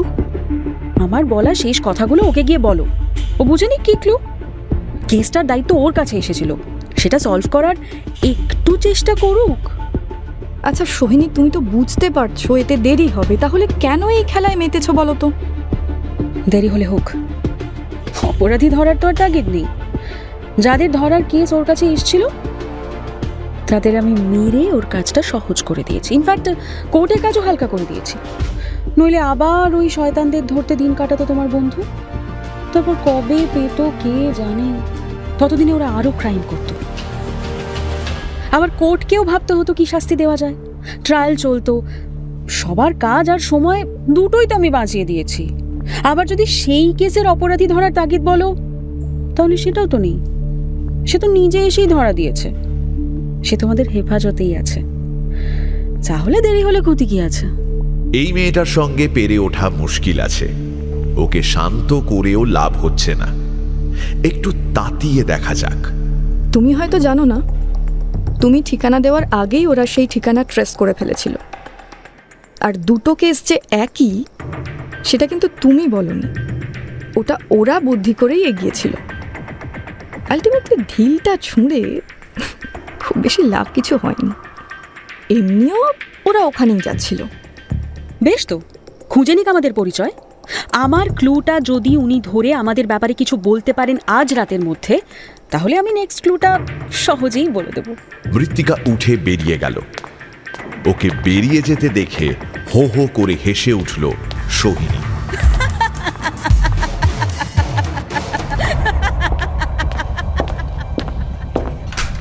দেখলি সব, শুনলি? আমি ভাই এই প্রফেশনে মনে হচ্ছে আর বেশি দিন থাকতে পারবো না। ফার্স্ট টাইম কেউ আমাকে এতটা ইরিটেট করলো। বিচ্ছু পেশেন্ট আগেও পেয়েছে, কিন্তু এরকম ল্যাজে খেলায়নি কেউ। কিছুতেই বললো না। তুই কি বুঝেছিস ওর ক্লু? বুঝেছি। তুই একটু দাঁড়া। সুমিত, তুমি, রোহিত, রঞ্জনা আর প্রশান্ত সবাই বেরিয়ে পড়ো। আমি রুবেলকে এইমাত্র একটা লিস্ট রেডি করতে বলেছি। তোমরা প্রত্যেকে ওই লিস্ট পেলেই ভাগ হয়ে জায়গাগুলো ভিজিট করবে, এক একজন এক একটায়। সঙ্গে সোহিনী, লিপি আর ওই বাকি দুটো মেয়ের ছবি নেবে সবাই। কিসের লিস্ট স্যার? সেটা তো পেলেই বুঝতে পারবে। মিনিট 10 মধ্যেই ও তোমাদের পাঠাবে। ওকে স্যার, আমি বাকি টিমকে বলে দিচ্ছি। সুমিত ইন্দ্রজিতের কথা মতো চলে যায়। কি বুঝেছিস বলবি? দাঁড়া দাঁড়া, আগে আমি বুঝি ঠিক বুঝেছি কিনা, তারপর বলবো। আচ্ছা তুই এখানেই ওয়েট কর, কেমন? তোকে আবার লাগতে পারে, ততক্ষণে আমি একটু ঘুরে আসি। ইন্দ্রজিৎ অফিসার্স রুমে আবার ঢুকে আসে। কি হলো? ক্লু বুঝতে পারেননি? সেটা না হয় পরেই বুঝতে পারবেন, কিন্তু আপনি তো কথা রাখলেন না। মানে মৃত্তিকা ম্যাডাম এলো, তাও আপনি বললেন না সব কথা। সব বলবো তো বলিনি। ক্লু দিলাম তো, নামও বললাম। আবার কি চাই? আপনি কাজ করবেন না আর আমি সব বলে দেবো? লিপিকোরা কেন মারলো? ওদের সবাইকে কেন মারলো? ঠিক প্রেগন্যান্সির 5th মান্থেই কেন? ওরা নরপিশাচ, সাইকো ফ্যামিলি একটা। ক্রাইমগুলো কিন্তু ওই বাড়িতেই ঘটতো। সেটা তো বুঝতেই পেরেছি। এমন কিছু ছুরি পাওয়া গেছে যেগুলো ফরেন্সিকে গেছে। ওগুলো সব ঠিকুজি কুষ্টি, কি কাজে লাগতো, ওই ছুরির মার্কস ছিল কিনা বডিগুলোয়, সব বেরিয়ে আসবে। কিন্তু মোটিভ তো আর বেরিয়ে আসবে না। যান যান, মোটিভটা খুঁজুন, ভালো করে খুঁজুন। ওখানেই সব পাবেন কিন্তু। তারপর সব তথ্য নিয়ে একেবারে আসবেন কথা বলতে। ততক্ষণ আমি একটু মৃত্তিকা ম্যাডামের সঙ্গে গল্প করি। যান, এইটুকু কাজ করে আজ রাতের মধ্যে আমাকে জানান যে আপনি পেরেছেন। ব্যাস, আপনার ডাক্তাররা ওই চৌধুরী ফ্যামিলির মৃত্যুর রহস্য বলার আগেই আমি বলে দেবো আমি ওদের কিভাবে মেরেছি, সব বলবো। জানতো এখন আর মাথা খাবেন না, আমি একটু গল্প করব। অনেকদিন কারোর সঙ্গে গল্প করিনি। লিপি চলে যাওয়ার পরে আমার সেটাও গেছে। ইন্দ্রজিৎ আর কোনো কথা বলে না। বাইরে এসে মৃত্তিকাকে বলে, তুই যা ভেতরে, কিন্তু সাবধানে। আমি রুবেলকে এখানে রেখে যাচ্ছি। হ্যাঁ, আমার একটা কাজ আছে। যা, তবে চিন্তা করিস না, ও আমার কিছুই করবে না। আমি তখন একটু ঘেঁটে গেছিলাম, এখন মনে হচ্ছে ওর উপর রাগ করে লাভ নেই। মেয়েটা খুব একা। লিপি চলে যাওয়ার পর ওর মধ্যে একাকিত্ব ডেভেলপ করেছে, শুধু সেটাই না, তোর কাছে যা শুনলাম তাতে মনে হচ্ছে ওর একটা পাস্ট আছে।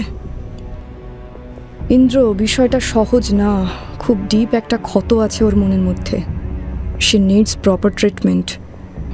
দেখ, সত্যি বলতে আইনের চোখে ও হয়তো অপরাধী, কিন্তু সমাজের চোখে কি তাই? ওই অপরাধীদের ও না মারলে ওরা আজও ঘুরে বেড়াতো। তোরা ওদের খুঁজে পেয়ে কী বা শাস্তি দিতিস? কত বড় শাস্তি দিতিস? ও মনে হয় প্রপার জাস্টিসটা করতে পেরেছে। ইন্দ্রজিৎ কিছু বলে না, একটা দীর্ঘশ্বাস ফেলে কেবল।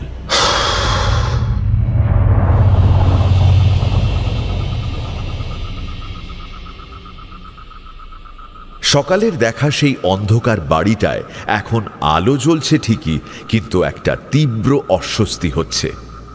বিশ্রী গন্ধটা এখনো ঘুরপাক খাচ্ছে। ইন্দ্রজিৎ আর ঘোষবাবু ভেতরে ঢুকেছে, মুখে মাস্ক দুজনেরই, কিন্তু মাস্কেও বাধা মানছে না এই পচা ভ্যাপসা গন্ধটা। স্যার, তো বমি হয়ে যাবে মনে হচ্ছে। তখন আপনারা ভেতরে ছিলেন কি করে? এখন তাও মাস্ক আছে, তখন রুমালি সম্বল ছিল। আপনি নিচের ওদিকটা দেখুন তো, আমি এই দিকটা দেখছি। তখন একটা আলমারি থেকে দুটো ফটো পাওয়া গেছে, দেখি আর কিছু পাওয়া যায় কিনা। আলমারি থেকে ছবিটা ইন্দ্রজিতের টিম পেয়েছিল। ও ঠিক করে সার্চ করার সময় পায়নি, এবার একটু নিজে ঘেঁটে দেখতে চায়। বডিগুলো ইতিমধ্যে নিয়ে যাওয়া হয়েছে, কিন্তু ঘরগুলোর পরিস্থিতি খুব খারাপ। ধুলো, নোংরা, দুর্গন্ধ। একটার পর একটা আলমারি, বিছানার তোষক, বুকশেলফ, বেডসাইড টেবিল সব তন্ন তন্ন করে খুঁজতে থাকে ইন্দ্রজিৎ আর ঘোষবাবু। প্রায় ঘন্টা দেড়েকের প্রচেষ্টাতেও কিচ্ছু পাওয়া যায় না।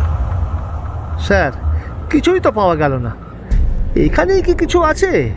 থাকতে বাধ্য, ওদের ফ্ল্যাট খোঁজা হয়ে গেছে, সেখানে বিশেষ কিছু এমন পাওয়া যায়নি। এখানে এমন কিছু তো পাবই। কথাটা বলতে বলতেই ইন্দ্রজিতের মনে হলো দোতলার উপরটা তো দেখা হয়নি। ইন্দ্রজিতের কথা মতো ও আর ঘোষবাবু দৌড়ে উপরের দিকে যায়। দোতলার উপরে একটা সিঁড়ি উঠে গেছে। ঘোষবাবু ইন্দ্রজিৎকে বলেন, ওটা নিশ্চয়ই ছাদ। হ্যাঁ, কারণ বাড়িটা দোতলা। এখন দেখার যে ওখানে কিছু আছে কিনা। ছাদের ছিটকিনি খুলে ছাদে পৌঁছতেই ওদের নজর ধাঁধিয়ে যায়। প্রচণ্ড অন্ধকার ছাদটা, চারপাশের জঙ্গলের পরিবেশ আর বহুদূর অবধি জনমানবহীন জমি যেন সেই অন্ধকারকেই মদত দিচ্ছে তার প্রভাব আরও বিস্তার করতে। একমাত্র সহায় মাথার উপর থাকা এক ফালি চাঁদের আলো। চোখ সয়ে যেতেই প্রশ্ন করেন ঘোষবাবু, স্যার, ওটা কি? চিলেকোঠার ঘর, মনে হয় এখানেই সব রহস্য লুকিয়ে আছে। ঘরটার সামনে গিয়ে দাঁড়ায় ইন্দ্রজিৎ। দরজাটায় তালা দেওয়া, কিন্তু চাবি কোথায় পাবো? এই চাবি খুঁজতে যাও এখন বোকামো ঘোষবাবু, বরং এমন কিছু খুঁজতে হবে যা দিয়ে এটা ভাঙা যায়। এদিক ওদিক মোবাইলের টর্চের আলো ফেলতেই একটা জং ধরা লোহার রড নজরে পড়ে ইন্দ্রজিতের। সেটা দিয়েই কিছুক্ষণের প্রচেষ্টায় ভেঙে ফেলা হয় তালাটা। ঘরটায় ঢুকে পাশের দেওয়াল হাতড়ে সুইচ বোর্ড পাওয়া যায়। ঘরের আলো জ্বালাতেই ওদের নজরে পড়ে ঘরটা। চারপাশে ছড়ানো ছেটানো চাল, সিঁদুর, হলুদ গুঁড়ো, মাঝে কি সব অদ্ভুত ছক কাটা, তার মাঝে একটা আধ পোড়া মোমবাতি, আর ঘরের কোণে কোথাও কোথাও লেগে আছে কালচে রঙের কিছু। বোঝাই যায় সেভাবে এই ঘর পরিষ্কার হয়নি বহুদিন। এখানে কিছু একটা হতো। চাপ হয়ে লেগে থাকা ওই শুকিয়ে যাওয়া কালচে জিনিসটায় হাত দিয়েই চমকে যায় ইন্দ্রজিৎ। এখানেই খুন হয়েছে, এটাই ক্রাইম স্পট। স্যার স্যার, এ তো তন্ত্র সাধনার ব্যাপার মনে হচ্ছে।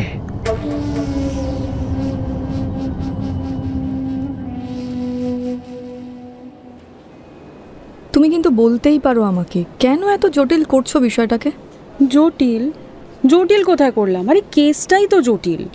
তোমার বন্ধু আজ বাদে কাল প্রেস কনফারেন্স করে কি বলবে?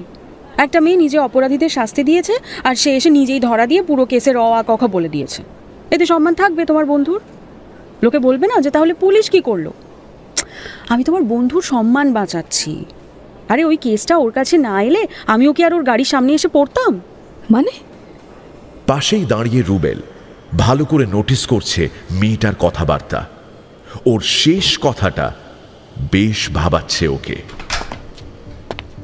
ওহো, আমি এই জায়গাটাই বুঝতে পারিনি। আপনি কি করে জানলেন যে কেসটা আমার কাছে এসেছে?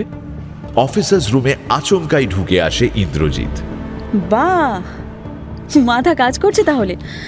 ভাবুন ভাবুন কিভাবে জানলাম। তার আগে বলুন তো, পেয়েছেন আসল জায়গাটা? পেয়েছি, আর একটা ডায়েরিও পেয়েছি, যাতে স্পষ্ট লেখা আছে ওরা তন্ত্র সাধনা করত। 5টা 5 মাসের গর্ভবতী মহিলাকে খুন করতে হবে, তাহলেই ওদের পরিবার, ব্যবসা সব কিছুতে উন্নতি হবে। আর 3 জন হয়েই গেছিল। গ্রেট। এবার ভাবুন তো, কিভাবে আমি কেসের কথা জানলাম? কে আছে আমাদের মধ্যে এমন যে? সেটাও আমিই বলবো। উফ, আমার না মাথা ধরে গেছে। সেই থেকে এই মাইন্ড গেম আমার অসহ্য লাগছে। চা খাবেন ম্যাডাম? একটু বেটার লাগতে পারে। আমার মনে হয় সত্যি আমার কড়া করে 1 কাপ চা খাওয়া দরকার। চা? ও মাই গড! ইন্দ্রজিৎ মুহূর্তে ছুট লাগায় ওই ঘর থেকে, আর তখনই অট্ট হাসিতে ফেটে পড়ে সোহিনী। অবশেষে মগজে ঢুকলো। না না, মানতে হবে, আপনাদের স্যার কিন্তু খুব বুদ্ধিমান লোক। ফাইনালি বুঝতে পেরেছে।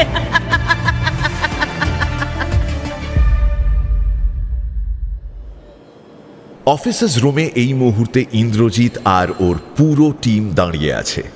মৃত্তিকাও রয়েছে। ইন্দ্রজিতের মুখটা এখন শান্ত। প্রচণ্ড ঝড়ঝাপটা যাওয়ার পর এমন অবস্থাই হয় ওর। রহস্য সমাধানের সময় যতটা উত্তেজনা থাকে ওর মধ্যে, রহস্যের সমাধান করে ফেললে ও একদম শান্ত সমুদ্রের মতো হয়ে যায়। সোহিনীর মুখে বাঁকা একটা হাসি ঝুলছে। এ হাসিতে কখনো তৃপ্তি ফুটে উঠছে, আবার কখনো ব্যঙ্গ। সারা রাত পার হয়ে গেছে, ভোরের আলো ফোটার মুখে, অথচ কারো মুখে ক্লান্তি নেই। তাহলে শুরু থেকে শুরু করি। কলকাতার এক অনাথ আশ্রমে বড় হয় সোহিনী ও লিপি। ওদের বন্ধুত্ব ছিল রক্তের সম্পর্কের চেয়েও বেশি। একটা সময় পর সোহিনী চাকরি পেয়ে ব্যাঙ্গালোরে চলে যায়, আর সেই সময় লিপির প্রেম হয় আর্যর সঙ্গে। আর্য বিয়েও করে লিপিকে। ইন দ্য মিন টাইম আর্যদের পরিবারে কিছু সমস্যা দেখা দিতে থাকে। তখন তারা এক ব্যক্তির শরণাপন্ন হয়। ওদের ডায়েরি থেকেই তার ব্যাপারে আমি জেনেছি, খোঁজও চালাচ্ছি সেই ব্যক্তির। তো যাই হোক, সেই ব্যক্তি খুব সম্ভবত তান্ত্রিক গোছের কেউ হবে। সে একটা মারাত্মক উপায় বাতলে দেয় চৌধুরী পরিবারকে এই সংকট থেকে উদ্ধারের জন্য। সেই উপায় ভয়ঙ্কর। চৌধুরীদের বিহেভিয়ার শুরু থেকেই একটু অন্যরকম। আশেপাশের মানুষদের সঙ্গে বিশেষ মিশতও না। ওদের মধ্যে সাইকোলজিক্যাল কিছু সমস্যা তো ছিলই, আর তার এফেক্টেই সেই ভণ্ড তান্ত্রিকের কথায় ওরা বিশ্বাস করে নেয়। ডায়েরি অনুযায়ী ওদের বলা হয়েছিল 5টা এমন গর্ভবতী মহিলার বলি দিতে হবে যার ফিটাস 5th মান্থ। কি সাংঘাতিক! এখন বাইরের লোকজন কেই বা বলবে তার ঘরে কেউ প্রেগনেন্ট কিনা, বা কত মাসের প্রেগনেন্ট, আর বলি দেওয়া তো অসম্ভব।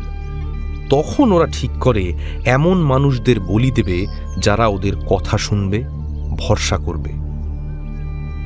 প্রথম ওদের নজর যায় লিপির ওপর। ও তখন 5th মান্থে পড়বে। আর্যরা ভেবেই নেয় ফার্স্ট টার্গেট হবে লিপি। লিপি মরে গেলে কেউ খোঁজ নেওয়ার নেই, কিন্তু ওরা জানতো না যে সোহিনী আছে। লিপির কিছু হলে সে ছেড়ে দেবে না কাউকে। লিপি মারা গেল, সোহিনীর সঙ্গে আচমকা যোগাযোগ বন্ধ হয়ে যায় ওর। ওদের এই যোগাযোগ বন্ধের পিছনেও চৌধুরী পরিবারের হাত আছে, কি তাই তো? হ্যাঁ, আমার ব্যাঙ্গালোর যাওয়ায় লিপির অভিমান হয়, প্রচণ্ড অভিমান। ওর বিশ্বাস ছিল ওর সোহিনী ওকে ছেড়ে কোথাও কোনো দিন যাবে না, কিন্তু আমাকে যে যেতেই হতো। ও বুঝলো না। অনেক চেষ্টা সত্ত্বেও ওকে বোঝাতে পারলাম না আমি। আমার ব্যাঙ্গালোর যাওয়াটা কতটা জরুরি ছিল বোঝাতে পারলাম না। ভেবেছিলাম ওখানের কাজটা মিটিয়েই এখানে চলে আসবো পাকাপাকিভাবে, তারপর ওর সব রাগ ভাঙিয়ে নেব, কিন্তু পারলাম না। ওখানে কাজ মেটাতেই লেগে গেল প্রায় 9 মাস। প্রথম দিকে অনেক ফোন করতাম।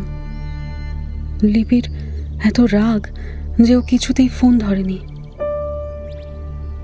তখন কি আর জানতাম আবার অবর্তমানে ওই কাল সাপ ওর জীবনে প্রবেশ করেছে?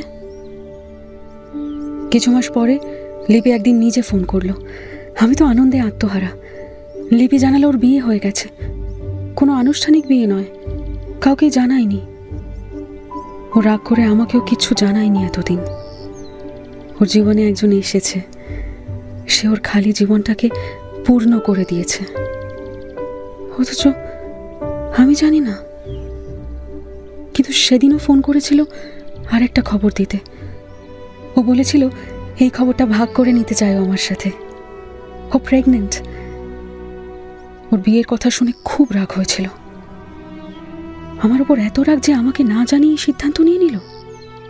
সে কেমন মানুষ, কেমন পরিবার, কিছুই যে আলোচনা করার সুযোগ দিল না আমায়। জীবনের এত বড় সিদ্ধান্ত আমাকে ছাড়া নিয়ে নিল।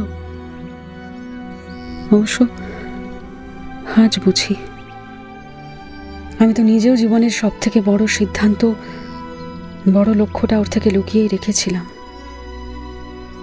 যাই হোক, রাগ হয়েছিল ঠিকই, কিন্তু পরক্ষণই প্রেগনেন্সির কথাটা শুনে আর রাগ করতে পারিনি। তবে লিপি বলেছিল ওর শ্বশুর বাড়ি একটু বেশি কনজারভেটিভ। প্রেগনেন্সির কথা কাউকে এই মুহূর্তে বলতে বারণ করেছে। এই সময় ওকে মোবাইল বেশি ইউজ করতেও দেবে না, ও লুকিয়েই আমায় জানিয়েছিল।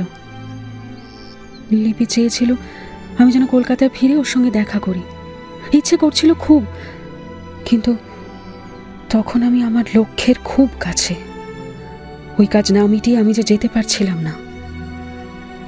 তারপরই লিপির সঙ্গে পুরোপুরি যোগাযোগটা বন্ধ হয়ে যায়। এরপর আপনি আপনার সব কাজ কমপ্লিট করে ফিরলেন কলকাতায়, কিন্তু লিপিকে খুঁজে পেলেন না। লিপি অনাথ আশ্রম থেকে বেরিয়ে একটা স্কুলে চাকরি নেয়। সেই সময় ওর আর্যর সঙ্গে প্রেম। আপনি ওখানের ঠিকানা অনাথ আশ্রম থেকে জোগাড় করে পৌঁছে যান, কিন্তু সেখানে গিয়ে জানতে পারেন বিয়ের আগে সে চাকরি ছেড়ে দেয়। শুধু আর্যর নামটা জানতে পারেন। এরপর শুরু হয় আপনার অভিযান। আর্যদের ঠিকানা জোগাড় করেন, কিন্তু সেখানে কেউ নেই। আর একটু রিসার্চ করে আপনি ওদের আদি বাড়ির খোঁজ পান, কিন্তু সেখানে লিপি নেই, আছে অন্য মেয়ে। এরপর থেকেই আপনি সব সময় নজর রাখেন ওদের উপর। আর তারপরই ওই মেয়েটির পরিণতি দেখে আপনি বুঝতে পারেন লিপির কি হয়েছে। আপনি ঠিক করেন এদের শেষ করবেন, তাই প্ল্যান সাজিয়ে বিয়ে করেন আর্যকে। এইখানে আরেকটা বিষয় আমার খটকা ছিল, যেটা আমার পরে ক্লিয়ার হয়।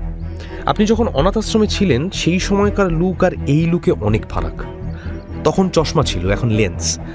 তখন ছিল কোঁকড়া চুল, এখন হেয়ার ট্রিটমেন্ট করে সেই কোঁকড়া চুলও পাল্টে ফেলেছেন। চুলের কাটিংও আলাদা। সব মিলিয়ে আপনাকে চেনা দায় পূর্ব পরিচিতদের। এটা বুঝি আর্যদের জন্যই? হ্যাঁ, আমার জানা ছিল না ওরা আমার সম্পর্কে ঠিক কতটা জানে, ওরা আমার ছবি কখনো দেখেছে কিনা। তাই ওদের জীবনে ওদের টার্গেট হয়ে এন্ট্রি নেওয়ার আগে নিজের লুকটা চেঞ্জ করতেই হতো। এ বিষয়ে কোনো রিস্ক নিতে পারতাম না। আর্যরা শুধু অনাথ মেয়েদের টার্গেট করতো, আমাকেও করে। কিন্তু ওরা জানতেই পারলো না কে আসল শিকার আর কেই বা আসল শিকারী। আমি অনাথ আশ্রমের পরিচয় দিইনি, বললাম দিল্লিতে থাকি, কিন্তু আমার তিন কোলে কেউ নেই। কথাটা তো সত্যি, তাই সব যে মিথ্যে বলেছি তা নয়। ফেক আইডি বানিয়েই রেখেছিলাম। যেমনভাবে ওরা লিপিকে কারোর সঙ্গে যোগাযোগ করতে দিত না, তেমনি আমাকেও শুরু করলো। কোনো ফোন না, কারোর সঙ্গে কথা নয়। তা অবশ্য ভালো, এতে আমার কাজের সুবিধেই হয়েছে। কেউ আমাকে চিনল না, অথচ আমি একটা নিখুঁত প্ল্যান করে ওদের গল্পে ওদেরই মাত করলাম। এই সব মেটার পর কেস এলো আমাদের কাছে। আর এখানেই আরেক মজা। রবি ছিল আপনাদেরই অনাথ আশ্রমের একজন। রবি এখানকার তথ্য আপনাকে দেয়। এরপরটা সবারই জানা, আমরা রবির খোঁজ চালাচ্ছি। কি ঠিক বললাম তো? ও, আই এম ইমপ্রেসড। ক্লু ধরে ভালোই রিসার্চ করেছেন। ধন্যবাদ। তবে আপনার ক্লু ছাড়াও একটু রিসার্চ করেছি। মানে? হাসপাতাল থেকে পালানোটা তো সহজ ছিল না। Bravo Bravo. নার্স প্রিয়াকে যে সোনার আংটিটা দিয়েছিলেন সেটা সহ উনি এখন আমাদের হেফাজতে আছেন। তা বলি, আংটিটা কি আর্যর? হ্যাঁ, ওই স্কাউন্ড্রেলটার কিচ্ছু রাখিনি নিজের কাছে, ওটা দিয়েই কাজ সারলাম। হাসপাতালের ব্যাপারটা মাথায় আসতেই ওই নার্সের কথাটা মাথায় এলো। সেদিন ওর হাতে আংটিটা লক্ষ্য করেছিলাম, মনে পড়ছিল না কোথায় দেখেছি। আপনার হাতে ওই আংটির দাগটার কথা মাথায় আসতেই হিসেব মিলে গেল। মনে পড়লো সেদিন হাসপাতালে নিয়ে যাওয়ার সময় আপনার হাতেই তো দেখেছিলাম আংটিটা। ব্যাস, এখানে আসার আগে ওই হিসেবটাও মিটিয়ে নিলাম। Now you can arrest me, officer. দাঁড়ান। আপনি খুনটা কিভাবে করেছিলেন সেটা শুনে নিন। ফরেন্সিক ডক্টরদের সঙ্গে কথা বলেছি, স্টামাকে বিষ পাওয়া গেছে। হ্যাঁ, ওই সব কটা শয়তানকে একসাথে পায়েস রান্না করে খাইয়েছিলাম। ওতেই বিষ ছিল। তোড়পে মারার ইচ্ছা ছিল ওদের। যেভাবে ওরা ওই মেয়েগুলোকে আর আমার লিপিকে মেরেছে, ভেবেছিলাম সেইভাবেই তোড়পে মারব। কিন্তু একা না, ওই শয়তানগুলোকে ডিল করা চাপ হতো। ওই একটাই আফসোস রয়ে গেল, শালা ভেবেছিল আমাকেও প্রেগনেন্ট করে ওভাবে খুন করবে। দিয়েছি সবকটা চ্যাপ্টার ক্লোজ করে।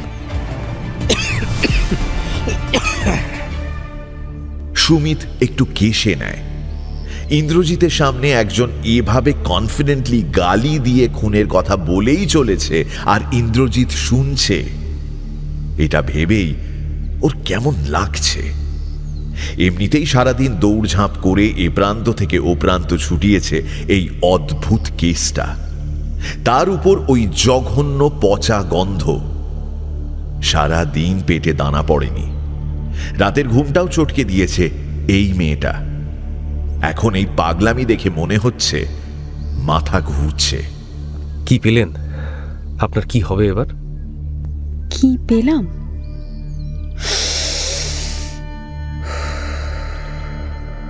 শান্তি পেলাম। আর আমার আবার কি হবে? চিকিৎসা হবে।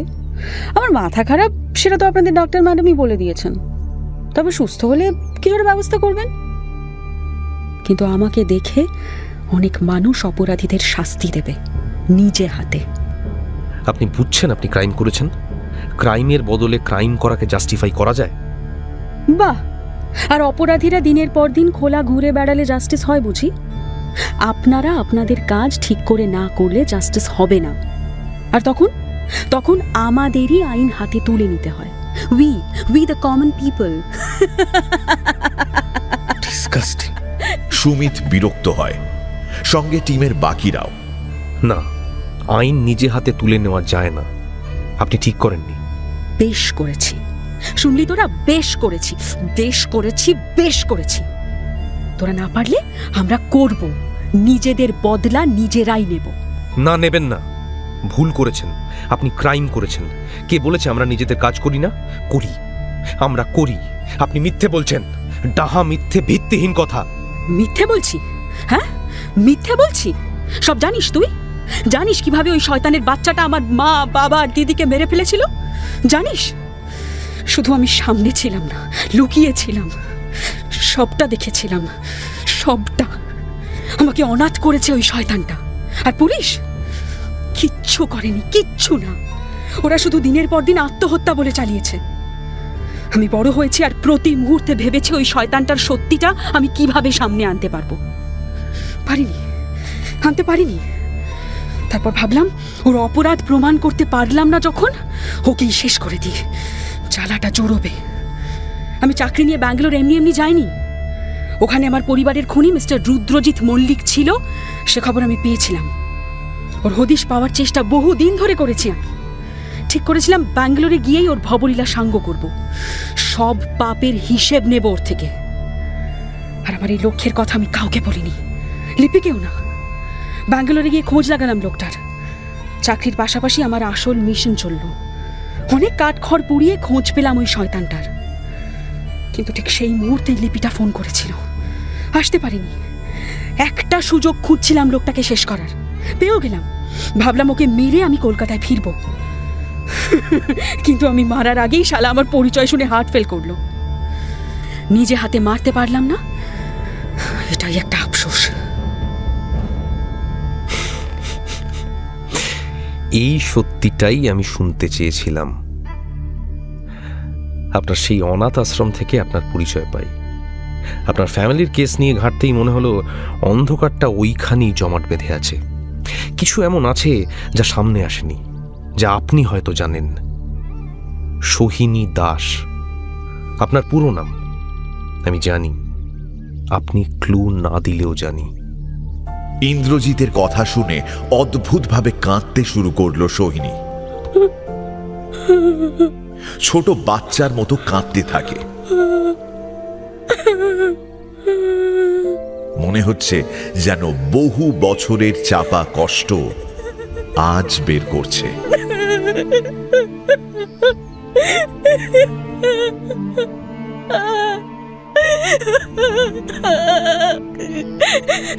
Indra, she needs treatment.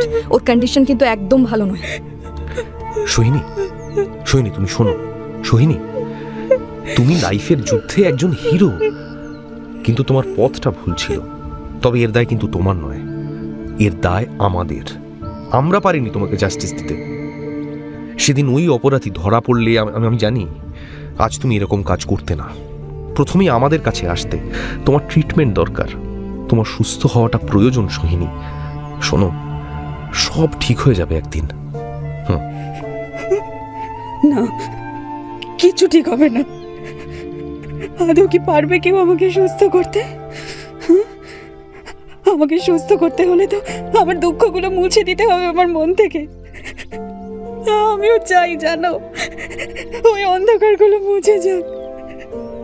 ওই অতীতটা নিয়ে আমি আর ভাবতে চাই না। ওই অন্ধকার স্মৃতিগুলো না খুব ভয়ঙ্কর। আমার খুব কষ্ট হয়। আমি কাকে বলবো বলো তো আমার কষ্টের কথা? কাকে বলবো? আমার লিপিও তো নেই, ওকেও কেড়ে নিল। কেউ নেই আমার, কেউ নেই। আমার প্রত্যেকটা কাছের মানুষের মৃত্যুই খুব যন্ত্রণাদায়ক। আমিও এবার শেষ হয়ে যেতে চাই। আমি আর কষ্টগুলো বইতে পারছি না।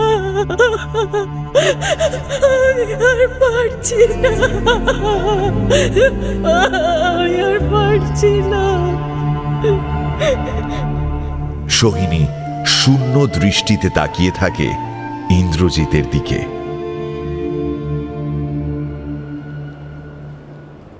ওর অনেকগুলো সেশন লাগবে। ওর পাস্ট হিস্ট্রিটা মারাত্মক। যতবার ওই ফেজটায় যাচ্ছি বিভৎসভাবে চিৎকার করে কাঁদছে। তুই ভাব, ওইটুকু বাচ্চা মেয়ে সেদিন ওর পরিবারকে শেষ হতে দেখেছিল। তোর দেওয়া রেকর্ড অনুযায়ী তারপর 5 বছর ও কথা বলেনি। কতটা ট্রমায় থাকলে স্পিচ প্রবলেম হয়ে যায় ভাব একবার।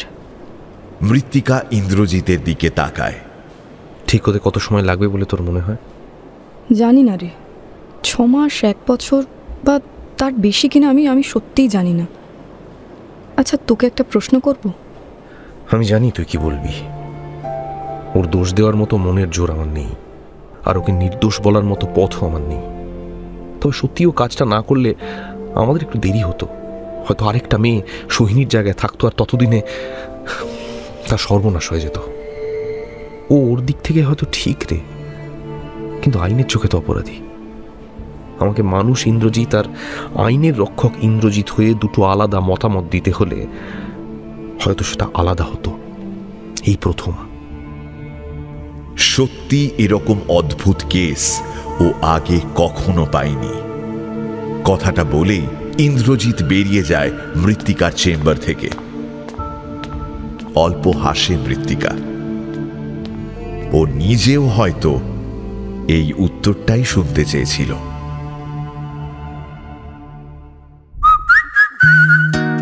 এখনকার মতো গপ্প মিলে ঠেকের সময় শেষ। পরের সপ্তাহে আরো একটা নতুন গপ্প নিয়ে আসবো আমি। Till then, like, share and subscribe to my channel and don't forget to click on the bell icon for notifications. নিজে তো শুনছেনই, সঙ্গে বন্ধুদেরও জানান। প্রত্যেক শনিবার রাত 9টায় আমি মীর নিয়ে আসি গপ্প মিলে ঠেক, আপনার গপ্পের প্লেলিস্ট।